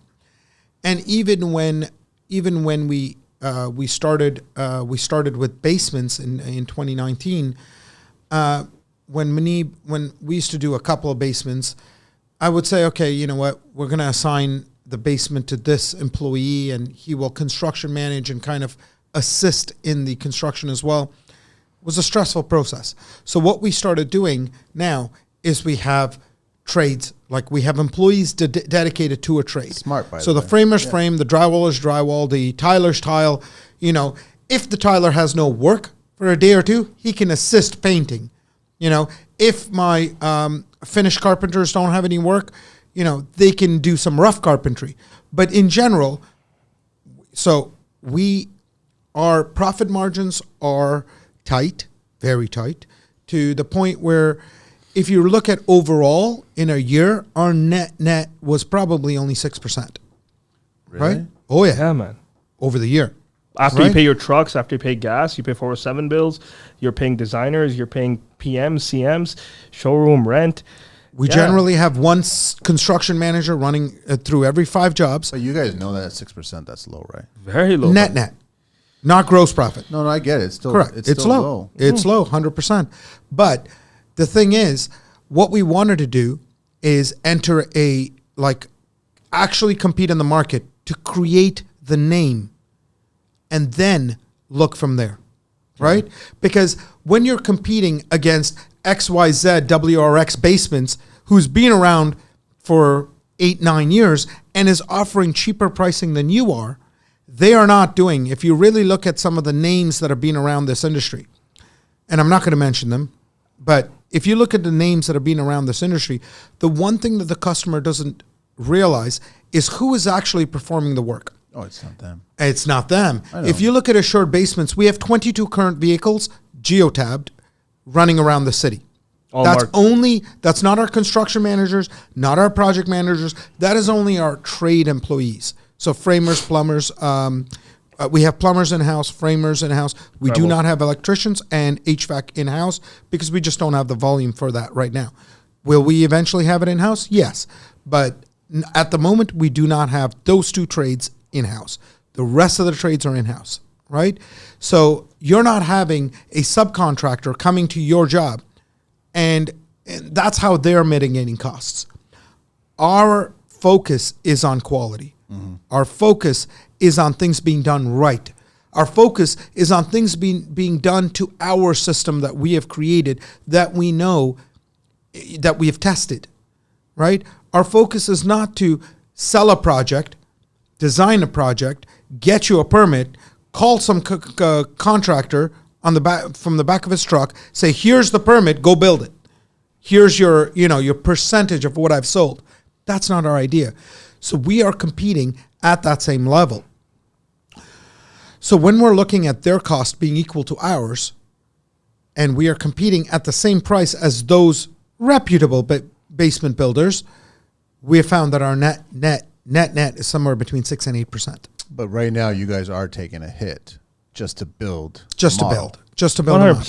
Correct. Right? But you guys are doing that on purpose to start increasing that. Correct. Well, it's already increased, I would say, in 3 years. A lot. Yeah. So obviously, the the game's first year, changed. 2019, it wasn't 6%. No, probably it even was less, right? minus. Yeah, that's what Negative. I figured. Yeah. Negative. And then you guys are probably just got started. Maybe even 2021, you guys probably started seeing a profit of net. 2021, we saw a very tiny profit. 2022 will probably end off at about closer to 8%. That's good to hear. Right? So, but that's the thing. The most important part was the brand. The most important thing to us is the brand. We don't want to be those guys running around and in 2 years we're nowhere to be found because we have tons of warranty calls. Have we received warranty calls? Yes.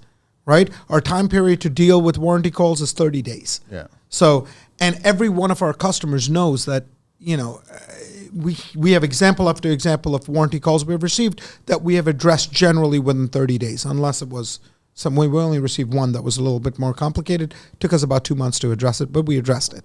But other than that, you know what? Building 186 basements this year and counting is a tall order. Of course it is, Right? man. It's a huge accomplishment. Yeah. Gentlemen, I got to wrap this up. We got the 12 questions to do. It's Sure. been a pleasure having a very interesting conversation with you guys. Likewise. Everybody, Maneeb. Maneeb. Sorry, Yeah. man. No, it's all good, bro. Dude, I'm brutal with names, You man. can call me Manny, just like you. It's the same thing. Or Money. That's what they call me. But yours is Ryan. Ryan Desa. Assured Basements, www.assuredbasements.ca, sales at assuredgroup.inc.ca, and on Instagram, Assured Basements. And YouTube Assured Basements as And well. the I recommend channel YouTube as well. to take a look at it, because then you guys will get a better idea of yourselves and the crew. Mm-hmm. Cool. You ready for the 12 questions? For sure. Sure. What is your favorite construction word?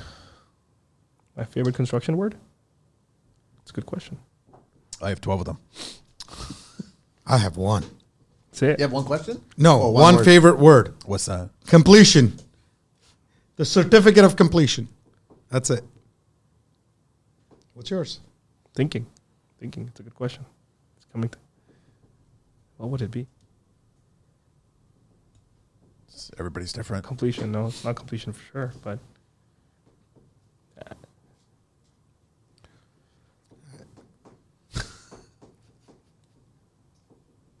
I don't even know, to be honest with you. You don't know? You don't What's have- my favorite? I don't know what my favorite would be. What's Every your- couple of days I get a call. Ryan, a new sale. But sales not part of construction. He's asking that's for construction your word. So sales not a Sale is construction part word, of right? construction. Sales is a construction word. Well, I love For sales. sure. Of course it is. I love sales. Okay, so what is your least favorite construction word? The least favorite word. I have to think about it. Where the client said I have to think about it, or I have to 5 other contractors. I have to sleep on it. That's fine. I have to sleep on it. Change. Change I it. want this changed. Oh my God. What turns you on in construction? What turns me on? I mean, it was a way for. I mean, what I like about it in North America is if you really put your work into this is a very, very good trade. It's a very, very good way to make a living, and you're able to clients appreciating your work. To say, hey man, like I lived in this basement, and we get people saying 5 years later or 3 years later that, hey, our kids grew up here. Yeah, the reward of it, that makes me feel happy. Yeah. What turns me on is the twinkle in the customer's eyes, right? And even so, the fact that one customer called me almost crying that they did not have to duck because I changed the elevation of their staircase. They did not have to duck or hit their head going down their basement. And they were so excited about that. Like, he called me in the middle of the night and he's like, look, Ryan, I'm not ducking. The video, yeah. The video even. He sent me a video of it. It was amazing. Yeah. It's a good feeling. What turns you off in construction, gentlemen? What turns me off? A lot of things, but which specific thing? Like any specifics? Any specific? We talked a lot about them, how clients are, right? The lies of clients really piss me off because it only works against them. What they don't understand is if you're honest, you will only have the right energy with any contractor. It's not about the acquisition of the customer, but the honest clients really please me. And I would say it's 1 out of like 10. a lot of them are lying some portion of it. I catch their lies. I call it the performance. Yeah. I specifically like how he or she never had this conversation with he or she of their significant other. We don't talk to each other, even though we're married to each other. So it's like a lovely performance and scene. The lying, for sure. The thing that turns me off the most is people assume that contractors are uneducated people. They assume that, we started working with our hands, started building a fence. A lot of us have university degrees and master's degrees. So, and we just like working in construction, and it's a very satisfying job for us. Doesn't mean we don't have a master's degree. So I agree. I love the customer who'll say, you know what, I have this education, I'm going to tell you how it is. And I know how this basement should be built. I'm like, buddy, calm the fuck down. I know, I've heard it. Might want to go research who you're talking to. What is your favorite curse word, guys? Fuck's sakes. It's in my language, so I don't know if I can say that. Then say it. Say it in my language? Of course. Behanchot. What is it? Say it again. Behanchot. Behenchot? Yeah. What does that mean? I mean, it means really bad. It means a sister effer, but Sister it's fucker. just one of those things that in our culture is used a lot. It's used. It's Henchot? No. Panchot. Panchot. And you have to say it. Panchot. You can't just say it like that. You have in my culture, you cannot swear laughing and cackling. You have to be like Panchot. You have to really show the emotion. You can't just say like fuck. It's not only in Utah they think about that. Yeah. What is your favorite vehicle, guys? Anything in the world? I love Range Rovers. That's just me. That's the only car I love, but can't pull up in the client's house in that, right? So Sure you Anything- can. I drive with Denali, a GMC. Anything Anything in the world. Anything in the world? Anything in the world. What dream car? Vehicle or dream car? Well, Any anything. vehicle. The F-16. Could be a bike. It could be... The F-16. Airplane. Okay. One day I will go to California and pay the $5,000 to dogfight that thing with laser tags. What's They have that? What's your least favorite vehicle in the world? The least favorite? I don't know, Prius or Hyundai? Just because the movies I watched, they would make fun of it. Hyundai. It's just that name. Yeah, Prius. Prius. Prius. What construction sound or noise do you guys love? The circular saw. The nail shoots. What construction sound or noise do you guys hate? Well, I don't like the when it's cutting too much and you cannot talk to the person. So if I'm talking to some of my guys and they're doing that cut, I don't like that. So that's me. I hate a marker going on concrete floor. Oh, like the chalk feeling. Yeah. Yeah, That like hits a it. marker. You know or that when you're- chalk on a concrete floor. Yeah. That little Yeah. gets right into my nerves for some reason. It does to me too. What profession other than your own would you guys like to attempt one day? So I will say for myself, looking back, I wish I was an electrician as well, instead of just being a sales guy. Because believe it or not, like electricians have it very well. It's a trade that if you really have both skills, the sales part of it and building a business, well. it's crazy. I don't even know how some of these electricians aren't like really hustling. Like it's a clean trade. It's not like plumbing where you're breathing a lot of gases, digging down. It's running wires. Not saying it's easy, but it's a thing that I wish somebody told me, hey, son, instead of going to university for business or blah, blah, blah, why don't you go become an electrician? With the knowledge I have today, I would be a killer electrician. Like running an electrical firm, it's insane. And I've seen some of the guys that we know that are in the electrical space. But like one of the guys I know, he's never even in Canada. He's always in different islands, just collecting invoices. I want to go to Puerto Rico and become a boat charter master. That would be my retirement plan. That is what I will try one day. What profession would you guys not like to do? Not like to do. Anything. Well, my parents, they come from medical, so I didn't like that. I just saw blood and a lot of that, needle stuff and pharmaceuticals just keep you away from that. Yeah. Lab tester. Test yourself. Yeah. If heaven exists, what would you guys like to hear when God said... What? No, sorry, I fucked that up. If heaven exists, what would you like to hear God say when you arrive at the pearly gates? What would I like to say? What he would say. What God would say to me. That you're not burning a little, even for a second, in hellfire? That's just me. I don't know. I don't want to pay for my sins. That's all.